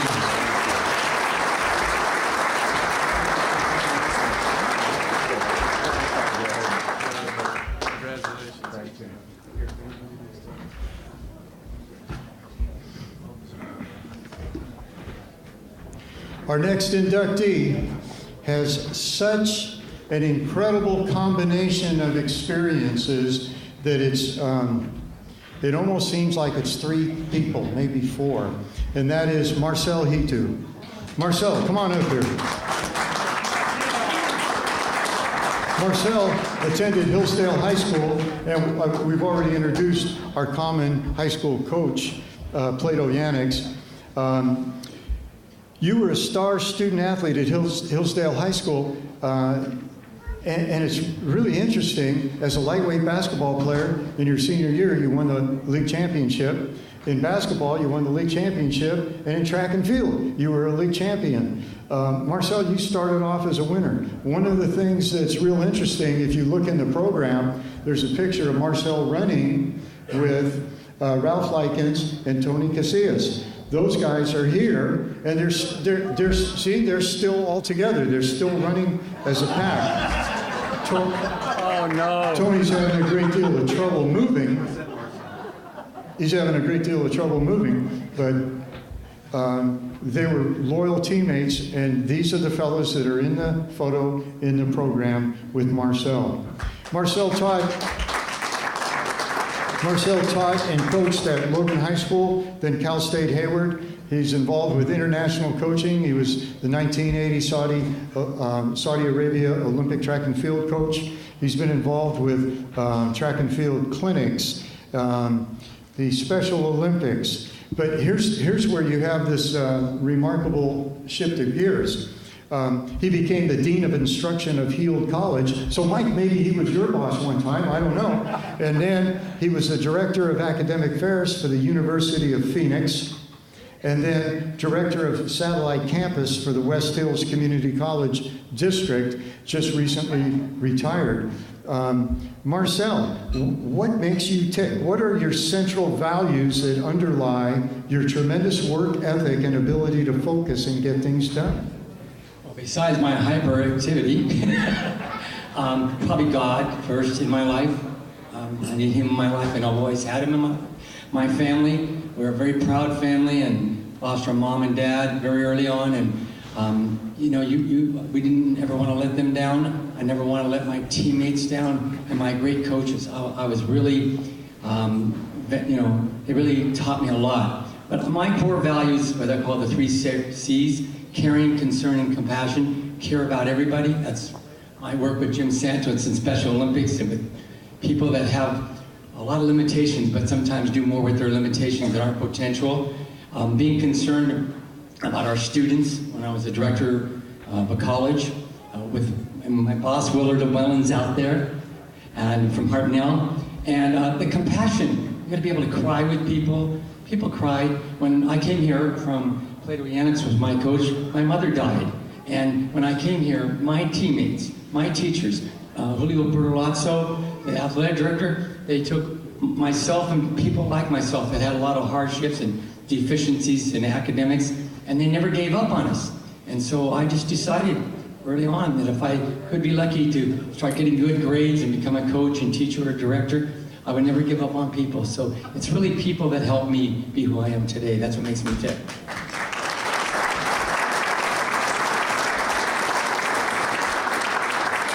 Marcel, your coach at College of San Mateo was a great Hall of Fame coach, Bernie Wagner.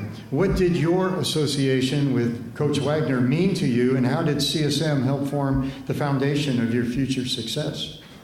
First of all, Erica, would you please stand?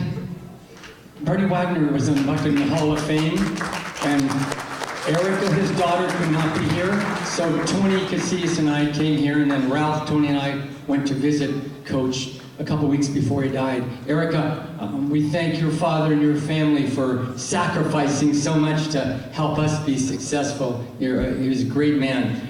Bernie taught us a lot about, it doesn't matter if you come in as a star or if you come in as a person that just wants to learn. And Jim Hume, he introduced me to Jim Hume, and we worked Millbury Lions together. Jim was just an average runner coming out of the Coast Guard, but coached him as hard as he coached any of us. And it taught me a lot later on in life that it doesn't matter where you come from, it's how do you want to end? And Coach, like Plato Yanitz, had us put our name in our back.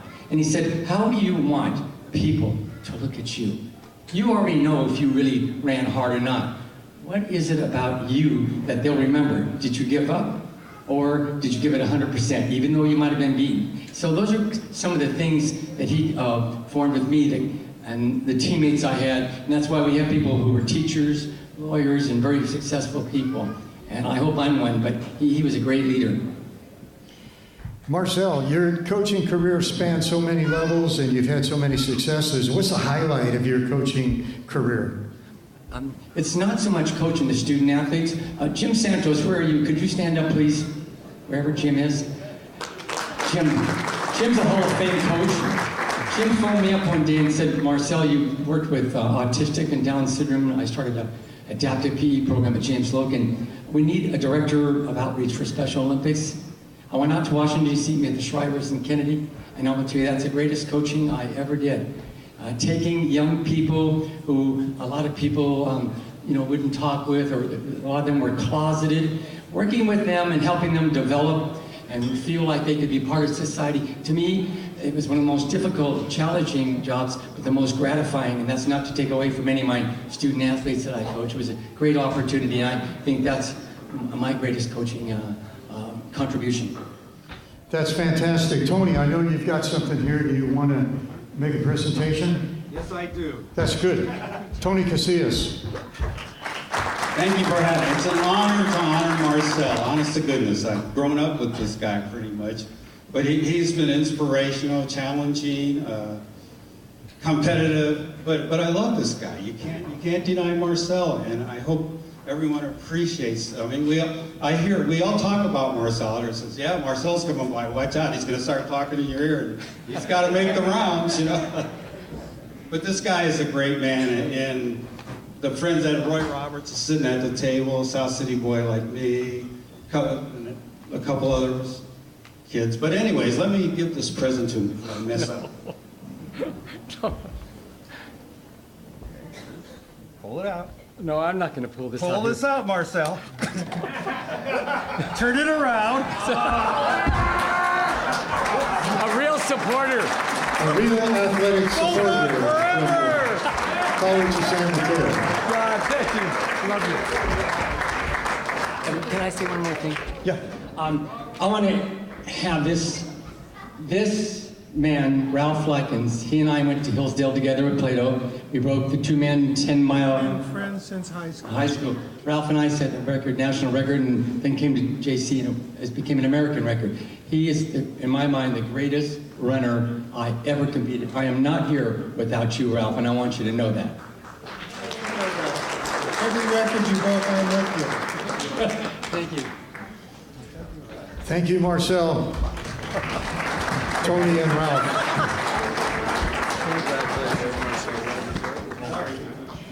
Well, the first time I introduced my wife to Marcel, she said, "Who is that guy?"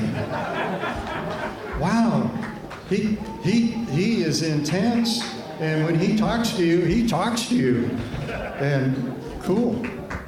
I said, "Well, that's Marcel. He's kind of like a one-name guy now, because if you go to a track meet or something, you go, 'Where's Marcel?' You know, everybody knows." I got to say, the next person to be inducted is someone that, as I watched her play basketball and softball, I truly admired the energy and the effort that she put forth. She was a Hall of Famer when she first walked on the court, as far as I'm concerned.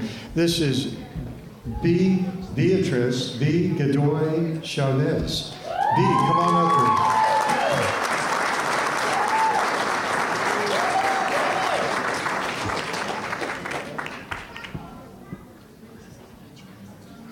B was a great basketball player and softball player. She's all-state in both sports.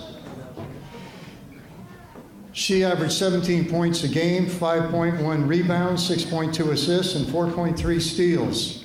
How do you get 5 rebounds a game when you're such a little girl out there on the court, B? But honest to God, she could cover the court. Just absolutely incredible player. You transferred to Pepperdine University on a scholarship, a basketball scholarship. You graduated with a bachelor's degree and a master's degree, and you served as an assistant basketball coach on the women's basketball team for 3 years before you got into teaching. God bless teachers like you. What was it like to play 2 sports in which the seasons overlapped for Hall of Fame coach Tom Martinez? Well, that all depended on the football season. When those football players didn't do well, it wasn't so well for us. But no, now that I look back and I think about that, it was awesome. It was awesome to play for Coach Martinez. I have so many memories of him, so many stories that we get to share. It was amazing. I was lucky, you know. I got to play at CSM for 3 years, so I got to do softball and basketball, and we were down in the football field as well, and it just kept going. So lucky me, I had a teammate that was here too, and we did the same thing. So it was truly awesome. B, I don't know if you could respond to this next question, but Tom Martinez had some sayings that were classic. And one of my favorite one, I'm watching a softball game and the pitch is right down the middle, and he says from the dugout, "Susie, a blind squirrel could see that that was a strike. Swing," you know? And I thought, a blind squirrel? How the heck does anybody think of something like that? Do you remember any gems? Coach O, every time I reached first base, I would hear from the third base side, which was where Coach was standing, "Good job, B. Blind squirrel finds an acorn." So there really was a blind squirrel. And you were it. That was me. I finally found out who the blind squirrel was. B, how did attending and competing at CSM help prepare you for the next level? Because going Division I basketball at Pepperdine is, you know, not like going down the street. I mean, that's a pretty big step. How did coming to CSM help you? Again, I'm going to say I was lucky that I had the coaches that I had, with Coach Martinez preparing me for everything possible, teaching me that you are never guaranteed to play. You have to work hard, you have to persevere, you never give up. Coach O, same thing. Any little thing, he'd look at me and be like, "You can do it, go do it. Just get it done." And that's what they taught me to do, is get it done. And I had to work hard for it, and that's what I worked for here at CSM, and it took me to Pepperdine to do the same thing. B, you now teach in the Millbrae Elementary School District. What values have you taken from your experiences in athletics to your teaching? I think one of the big things is a sense of humor. So working with kids, I do special ed elementary, so it's a challenge, yet it's fun, and they look up to you, and I have to remember that. You know, I looked up to my coaches, and I learned valuable lessons from my coaches, and it's what you need to be proud of what you do every day, every assignment that they turn in. Be proud of your work, be proud of what you do. Remember, people are going to remember you for what you have done, and I mean, here I am, right? So I teach them to be proud of their work, be proud of what you do, and that's what I've learned from my coaches and my colleagues here. B, I got to compliment you on your work as a special education teacher in elementary. I think that's probably got to be one of the most difficult jobs in education, and I think sometimes we get pay screwed up where we pay people the most who do the least, and the people who do the most get the least. But, you know, thank you for your service, and I'm really glad you're a member of the College of San Mateo Hall of Fame. Oh, thank you.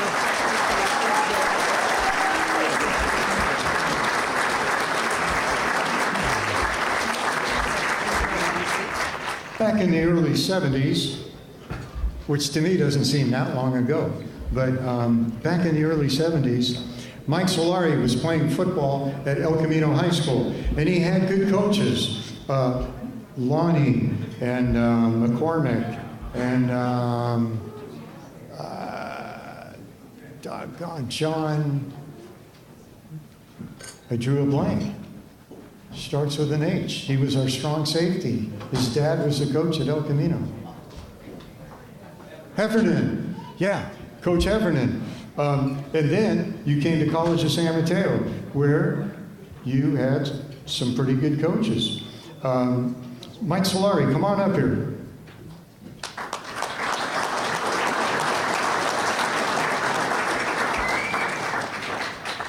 In 1973 and 1974, Mike Solari played in College of San Mateo. But there was kind of an identity crisis. On one year he played defensive line, the next year he played offensive line. Steve Schaefer was your head coach. Rich Stadler was your line coach. Ah, that's the reason. Stats. What was it like to play for the Bulldogs? What jumps out for you when you think about those years? Gary, the thing that stands out in my mind is when we came here to College of San Mateo, Ted Tolner just left, and then Steve Schaefer just became the head coach. The thing that stands out in my mind when I came here as a freshman, Rudy Castellanos, now we came together from El Camino. The thing that stood out, we had 2 sophomores. Bob McLennan was on offense, and then I think it was Mike Kozad was on defense. I remember Coach Schaefer, outstanding, coach. He learned a lot out of hard work. But, how we say we were greener than green. And we came together as a team and through hard work and perseverance and just tremendous leadership by Coach Schaefer. And then again, Rich Stadler did a great job, brought toughness to the group. And we're very fortunate. All the defensive linemen got scholarships and very grateful. And Coach Tolner came representing San Diego State, came down, recruited me, and gave me a chance to go to San Diego State. So it was a great privilege playing here, great honor, and helped me academically also in the sense of getting better, great academics here in the junior college. It's a great experience. You transferred to San Diego State, head coach Claude Gilbert, another great coach. You earned your teaching credentials, spent 1 year coaching in high school, then went to community college coaching, and then you moved up to the 4-year level, and eventually, for the past 24 years, you've coached in the National Football League. Did you plan to move through the coaching ranks? How did that happen? What prepared you for those transitions? Well, again, Gary, I was blessed. It was a situation where San Diego State, I wanted to be a teacher, I wanted to be a factor and influence young men and women, and so I wanted to be a high school teacher. So I did 1 year at Mission Bay High School. I did that, and I said I'd like a little bit more. So I went to a junior college, did that for 1 year. I said I'd like a little bit more. So I went to Division II and USIU, wanted a little bit more. And then I went to 1AA, I wanted a little bit more. And I went to Division I, and then I had a great chance to go to Dallas Cowboys to coach. And then from there, I went back to college with Gene Stallings at Alabama, came back to San Francisco, had the privilege of coaching Brent Jones. Talking about a great 49er, Brent Jones and Bill Ramsey. Talking about Brent Jones is great to coach him.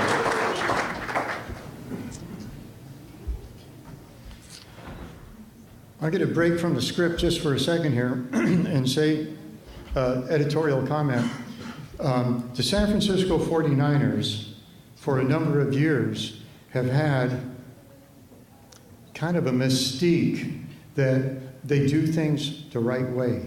They have people with high standards, and they have players who play tough, but they play fair.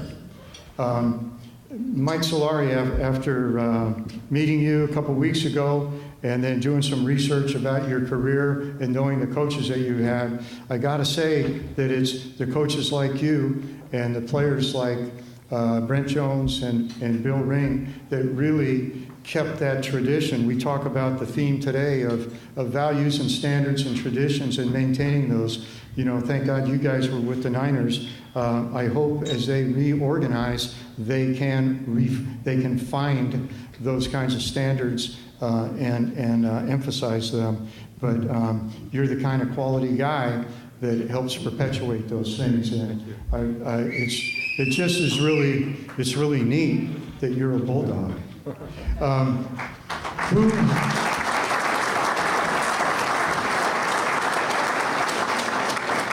You've already mentioned a number of people who were instrumental in your career. Who are the players and coaches and perhaps teachers that made an impression on you in your career that you might not have touched upon or that you would like to say a little bit more about? Again, just there's so many. I had the great privilege of coaching under Tom Landry. What a great coach and a great person, strong Christian. And then I had a chance to coach for Gene Stallings, same type of man, same type of character at the highest level. Had a chance to work for Marty Schottenheimer. Had a chance for Coach Vermeil. And at the end of my career, I had a chance to work for Coach Mike Holmgren. So I've been blessed with the men I've been with and see Coach Harbaugh, truly a leader of men. And what happened, so I'll let that go. But I've just been blessed to be able to work with leaders of men and guys with character And that's just been really a blessing in my life. Mike, as you look at your career, what do you include in your highlight film, your career highlight film?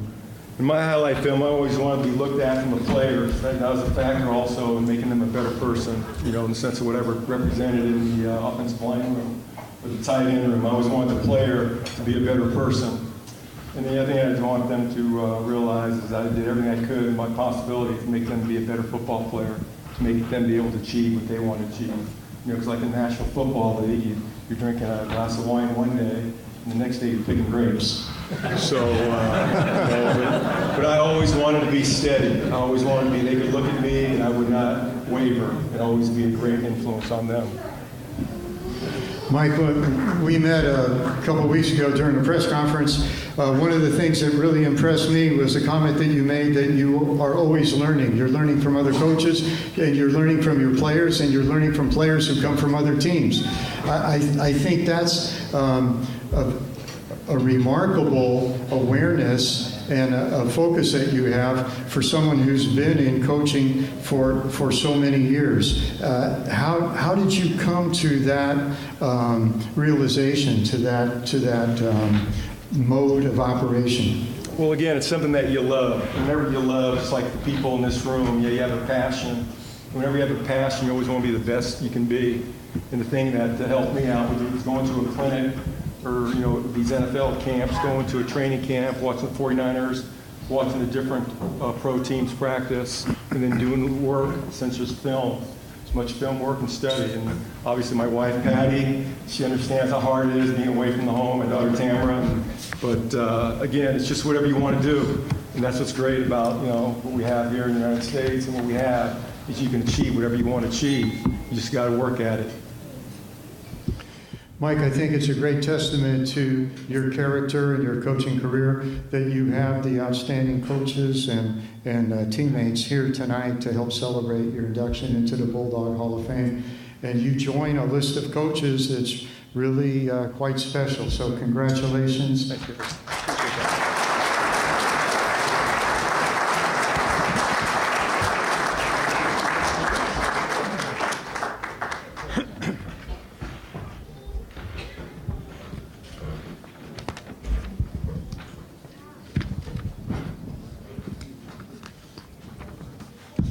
Okay, in the program we have two more athletes, and then we have our final inductee. The next person that we will be inducting is Scott Feldman, pitcher.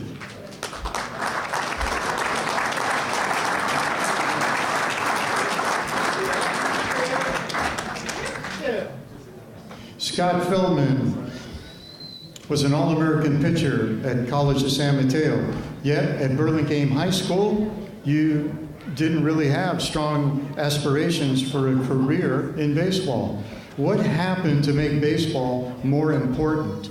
And did the importance of baseball come on quickly, or was it a gradual process?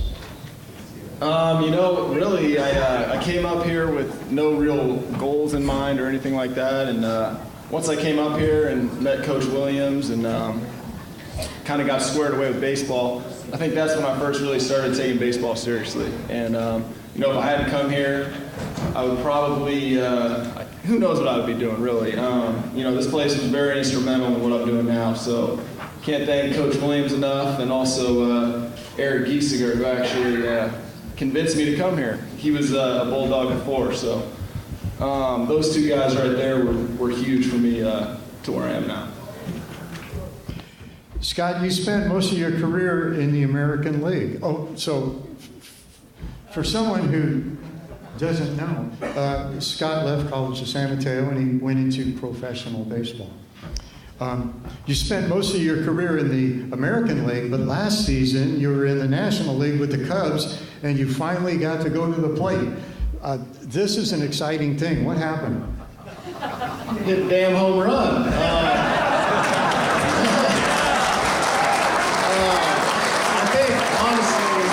It was all those years of playing strikeout, stuff like that, with my boy Moon sitting there tonight with all the empty beer bottles in front of him. Me and him had a lot of great times together growing up. actually all these guys at the table here, great friends of mine still to this day. And my mom and my Aunt Sue, thank you guys for coming. Sister had to leave. I guess she had to breastfeed.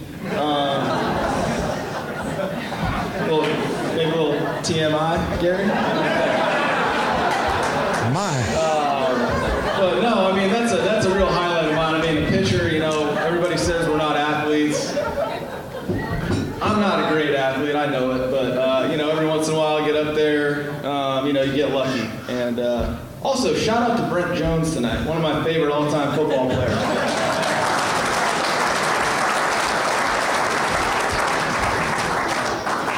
All three of our baseball inductees tonight played in World Series games. What is the world experience like? What was it like for you? You find out you're going to go to the World Series, you're thinking about it, you're planning, you're packing your bag, whatever you do. You arrive at the site. What's the routine? What's going on in your stomach and your head?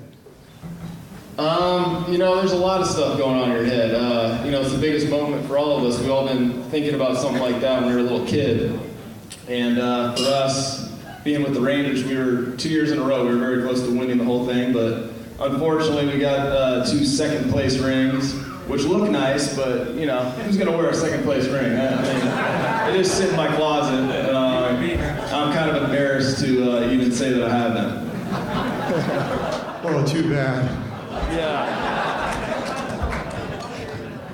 Scott, who are the people you want to acknowledge for being instrumental in your career? There's a lot of people. I already mentioned Coach Williams and Geese, my parents, obviously. My dad was very instrumental to where I am right now. Matt Brown right here, sitting here, great guy. All my buddies here tonight. Really, CSM is very instrumental to me. I mean, if I didn't come here, like I said, I don't know what I'd be doing. Just nothing but the best for the Bulldogs. So, Scott, where are you playing now, and what's it look like for this season? Playing in Houston. I'm enjoying the good weather around here while I can, because when I get there, it's pretty much hang out in the AC all day. So trying to work on my tan and stuff while I'm out here, as you can tell.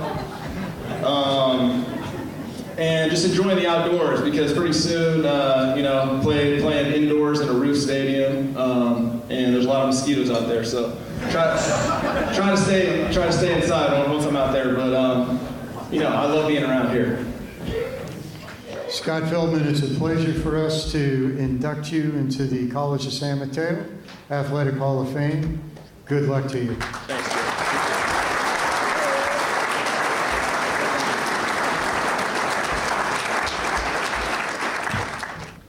Our final athlete to be inducted into the CSM Athletic Hall of Fame is Daniel Nava. Daniel Nava. Come on up here.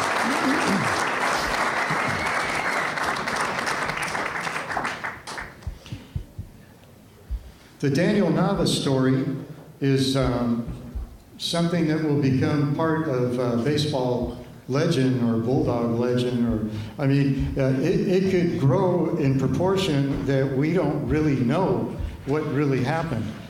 Is it true that you went from Little League to the Major League and you didn't have any stops in between? It just seems incredible. I looked at the statistics, I looked at the Santa Clara stuff, and what happened with Daniel Nava is the exact example of what I talked about early on, of you don't know who it's going to turn out to be, but somebody out there is going to have the determination, enough talent, and enough guts and fortitude to see the whole thing through and not give up. And Daniel Nava, you're an inspiration. You played baseball at St. Francis. You were honorable mention All-League. Who would think at that time you would be a World Series champion? You first attended Santa Clara, but left to come to CSM to give baseball another shot. What happened? Tell us a little bit about your story. Ooh. You want me to talk quick, right? I gotta tell my whole life story in 3 minutes and no one can fall For asleep. what you've done, take all your time. No.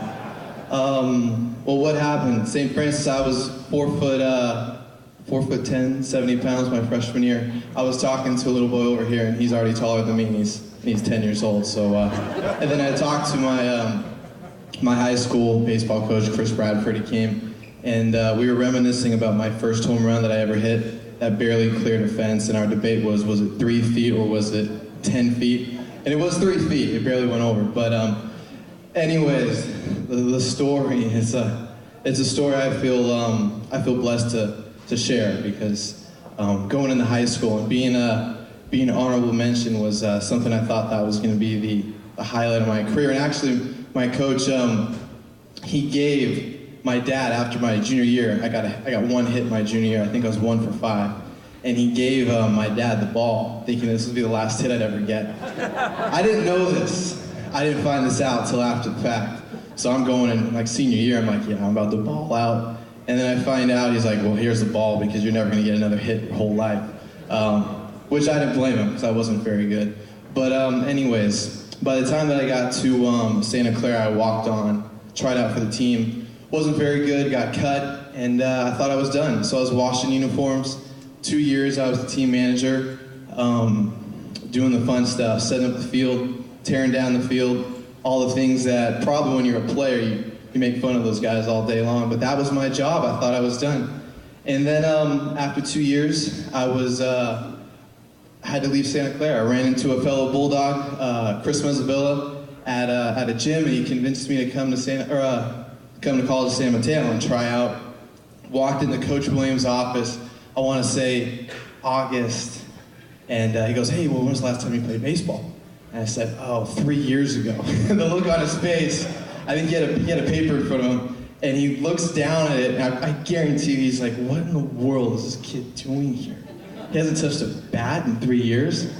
Well, he gave me a shot, and that following, I want to say, October, November was the first time that any coach had sat down and said, you know what, I believe in you, and I believe that you're going to go someplace. And for me, that meant the world, because up to that point, no one had told me that. And so then I played 2 years here, went back to Santa Clara on a baseball scholarship, played there for 1 year, good old Broncos, yeah.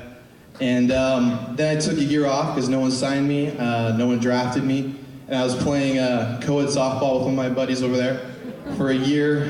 It's kind of hard if you're used to a baseball at about 95, and then you got the softball coming at about 2, and it takes a long time to get there. You can think about a lot of things. I thought about a lot of things like, man, I should be washing uniforms right now. So I did that for a year, and then I got a call from the Chico Outlaws, independent ball baseball, up in, obviously, Chico, and they asked me to come up and try out. So I cruised up there, tried out for the team, made the team, and then out of there, the Red Sox purchased my contract. 2008 was my first year with the Red Sox, and then I've been with them ever since. So that's my life in a nutshell.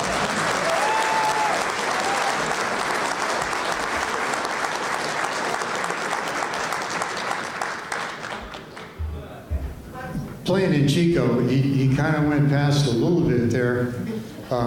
He led the conference in batting. One of the things that I found interesting in looking at the Santa Clara roster, 3 of the players on the team that Daniel were teammates with got drafted, and he didn't.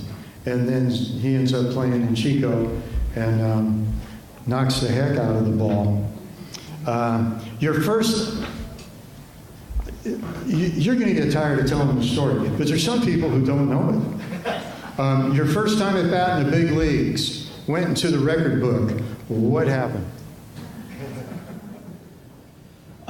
First at bat in the big leagues. As a player, you can't control who's on base. So I think the bases were loaded, hit a grand slam, but all the guys that were on base in front of me, yeah. So that's what happened.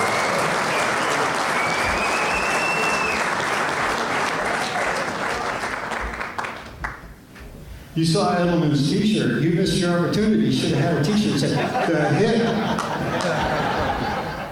One pitch, one swing, grand slam home run.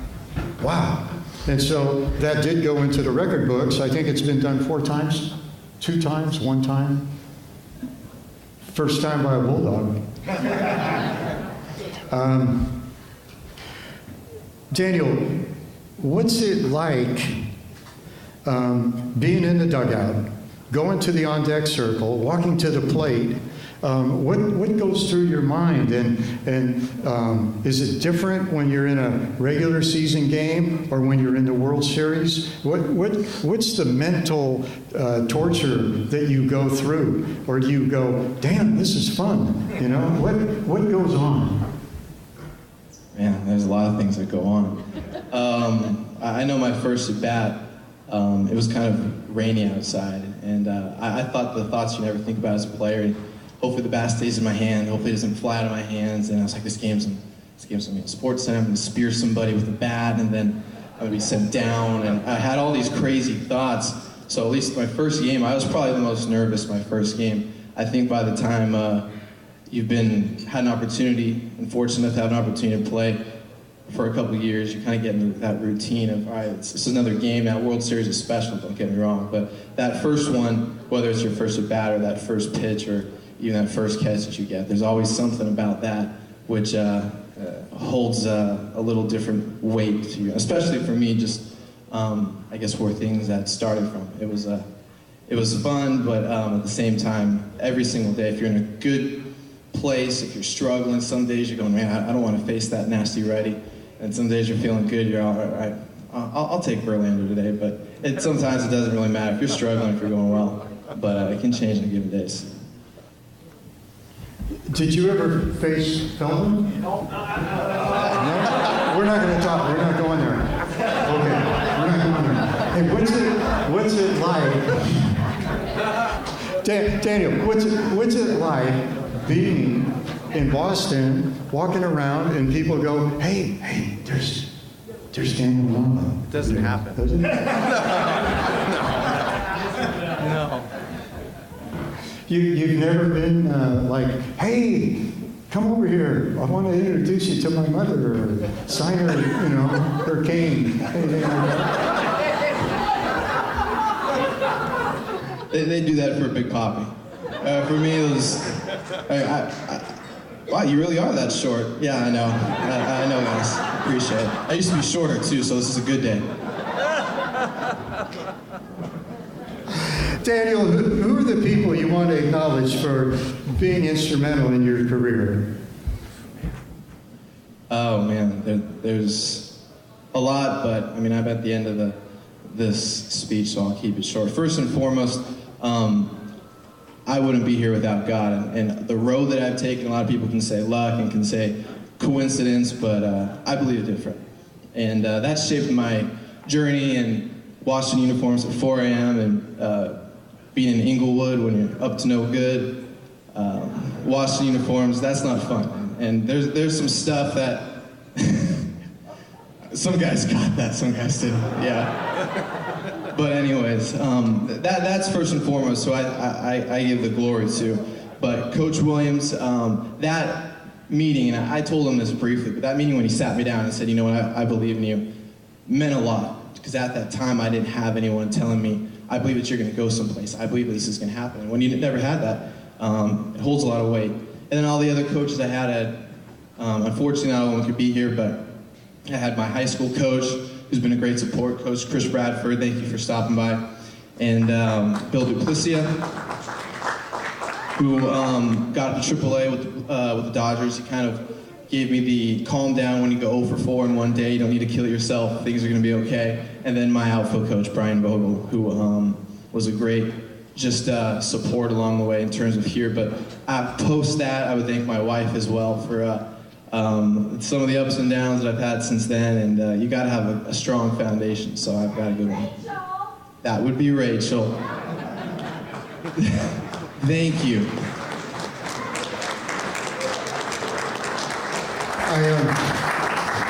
I talked to Daniel on the phone a month or so ago, getting some information, just having a chat.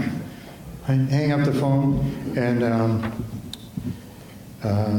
my wife says, well, who were you talking to? I said, well, it was Daniel Nava, the World Series CSM baseball guy. She goes, what did you talk about? I said, well, it was kind of hard because there was so much screaming in the background. He's just like us, you know. Little kids running around and screaming, and yet you're holding the World Series trophy. You know, that's wonderful. I really like what you gave us as a quote from Bill Duplessis. He helped me to see the bigger picture within the daily grind. He truly taught me that struggles were not an end to a career, but simply an obstacle to overcome. You know, that's really deep. And hey, you know what? I'm a Nava fan. Congratulations.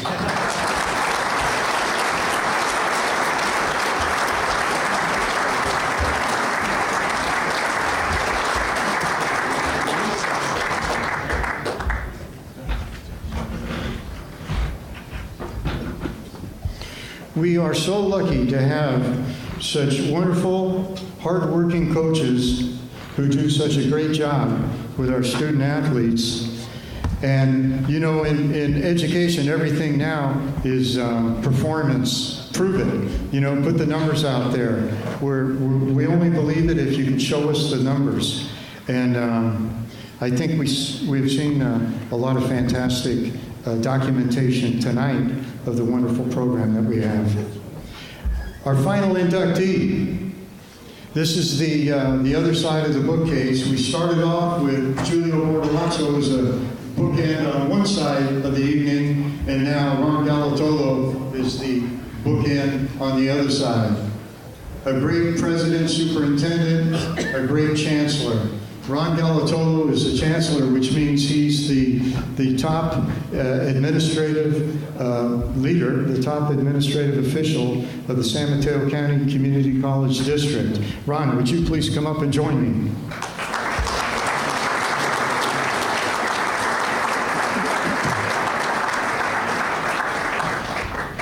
Bortolazzo brought us to this site, College Heights campus. He brought us into the modern era. This man here, Ron Galatolo, moved us into the 21st century. And he didn't move us just to be competitive. He moved us so that we would be the best. When Ron Galatolo became the chancellor, we're little aside. The coaches say, why do we work in such an affluent community and have such crappy facilities? Ron Galatolo said, why do we live in such an affluent community and have such dilapidated facilities? So it's tough to get money from the voters, from the community. But this is the difference between management and leadership. And Ron Galatolo is truly a leader. He went to the community back in the early 2000s, 2000, 2001, and we got Measure C passed, which was the biggest bond measure in the history of the county. A couple of years later, he went back and got Measure A passed, which was almost twice as big. And just recently, he went back and got Measure H passed. Ron Galatolo is responsible for doing what other administrators couldn't do. I'm not saying they wouldn't, but they didn't think they could, so they didn't. Ron Galatolo said, hop on my back, we're going to go. Well, I'm going to lead you into the 21st century. And they raised about $1 billion in bonds. We have 3 campuses, and all of the campuses have either been rebuilt or will be rebuilt by the time Measure H monies are spent. And we have to realize that when you get a bond you also qualify for matching funds. So there's other monies that become available to the district when the district can figure out how to get some money on its own. Now, the voters didn't approve spending money on athletic facilities. So Chancellor Ron figured out how to get funding that was not dependent on the bond measures. And so he renovated not only the football stadium, track, baseball, softball, but he did it on all the campuses. So that today, the athletic facilities in the San Mateo County Community College District are top-notch. And when we bring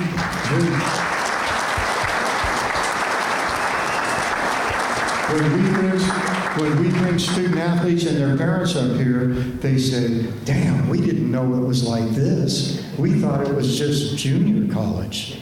But this is the real thing, and that's what we try to convince them. The academic program and the support services are every bit as good as the athletic program and the athletic facilities. Ron played baseball, football, San Carlos High School, played in community college, I won't say where, but he really has a focus and an appreciation on athletics.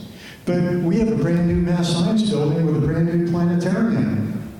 We have other brand new facilities and labs. It's not like we emphasize athletics, we emphasize student success.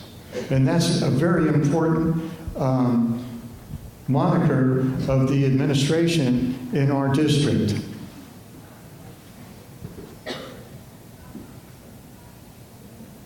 Ron Galatolo sets high standards for all district programs, and the CSM Athletics has responded with, you heard about, a high retention rate, grade point average, and transfer rate by our CSM student athletes that's higher than the general student body. Our students succeed when they transfer on. Many students who come here could not go to a four-year school, and many of their high school teachers would say that kid would never succeed, never get past the semester. And we've got plenty of them who not only have bachelor's degrees, but master's degrees as well. Ron, I'm proud of what you have done. This is an incredible accomplishment. And without your energy and the leadership that you provided to our district, we would not have the athletic facilities that we have. So I've spoken in general terms about your impact on the entire district. Specifically, you're being inducted into our Athletic Hall of Fame for your tremendous contributions and support. But in my book, you should be in the San Mateo County Hall of Fame, the County Hall of Fame, because I think you're probably the most important guy in the county. So welcome to the College of San Mateo Hall of Fame.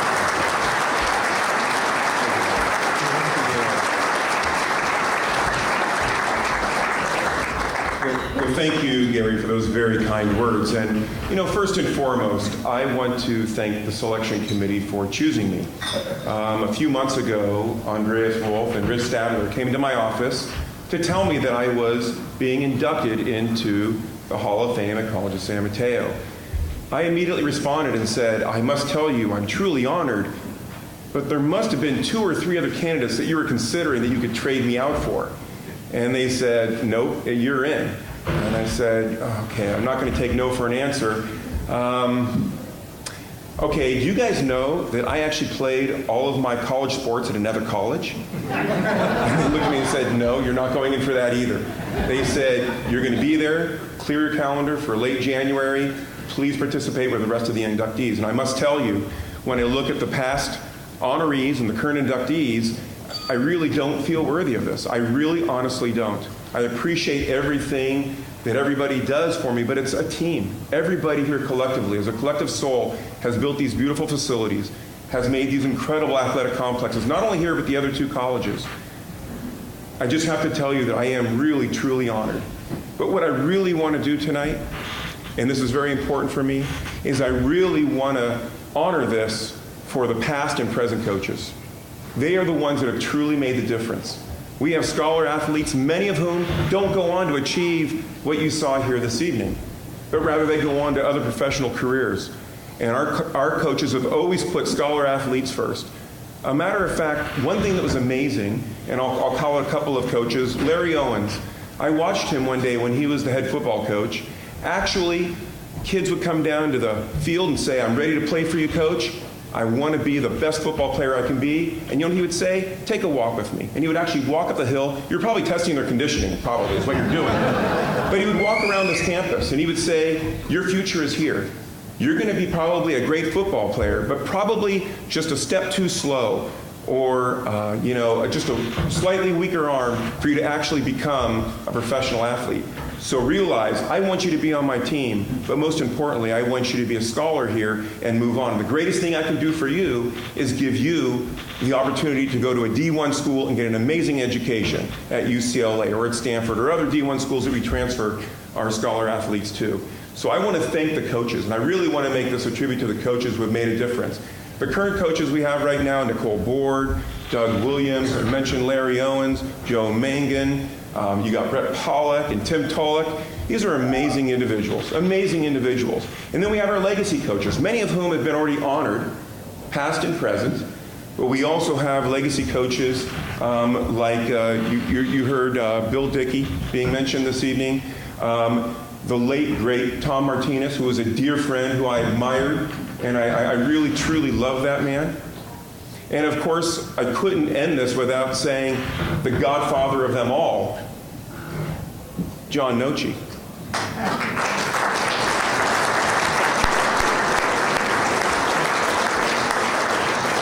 I have to tell you, I truly love this man. It was an honor when I was playing through high school ball. His son is the same age as me. He went to Sequoia, which is an okay baseball program, and I played at San Carlos High, which was a great baseball program. But it was really an honor to see him in the stands watching not only his son play, but to watch all these kids play, because of course he was doing a little bit of recruiting himself. And it was really wonderful to see how much he was involved in the community, but what he did for these young athletes. I'm going to just tell you a quick story about John, and it'll give you an idea of what you talk about bulldog spirit. You know what? Bulldogs, first and foremost, they want to win, and they are winners. But don't you for a minute think that these coaches will do whatever they can do to get an edge on winning a game. So here's a young kid. We used to play Saturday games, by the way, in college. Now, I'm thinking Saturday morning games, what do college students do on Friday nights? So we were playing, actually, at my college. I haven't mentioned the college yet. And they were coming to they were visiting our field. And I probably had a rough night the night before. And I did this a few times, actually more than a few times.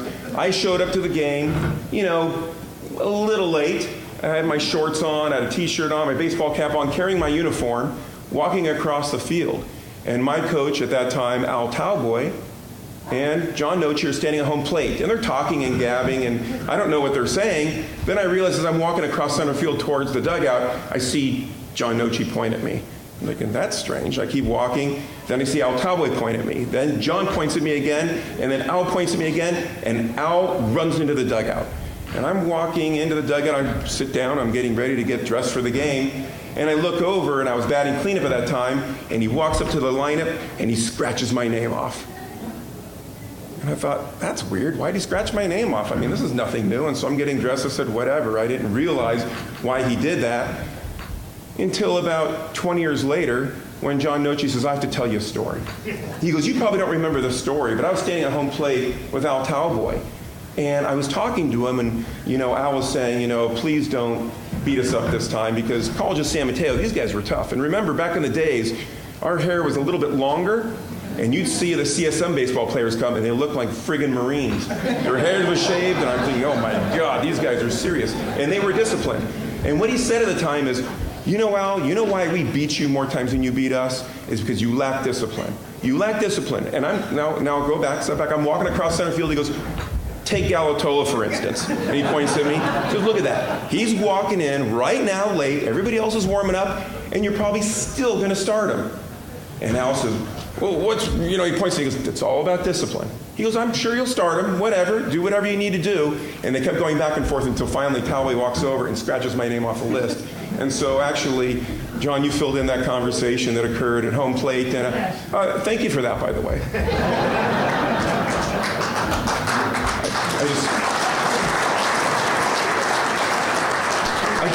I do want to dedicate this to the coaches.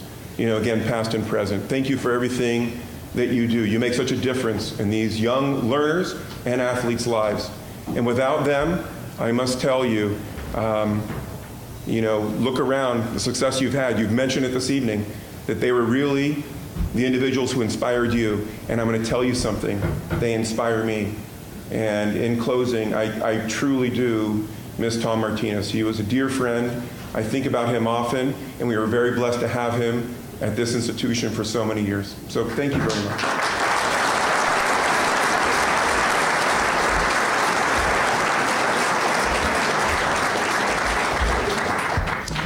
I'm going to turn the microphone back over to Athletic Director, Division Dean Andreas Wolf. But first, I want to thank you for the opportunity to be with you this evening. I congratulate all of our Hall of Fame inductees. Thank you for taking the time to spend some time with us to keep our culture, values, and traditions alive. Andreas Wolf. Let's give Gary Dilly a great big round of applause. Great job, Gary. Hey, Rich. You were right, you did a great job. Thank you. Good advice. Can I have all of the inductees from tonight and their representatives please stand up? And let's give one final great big round of applause to all these folks.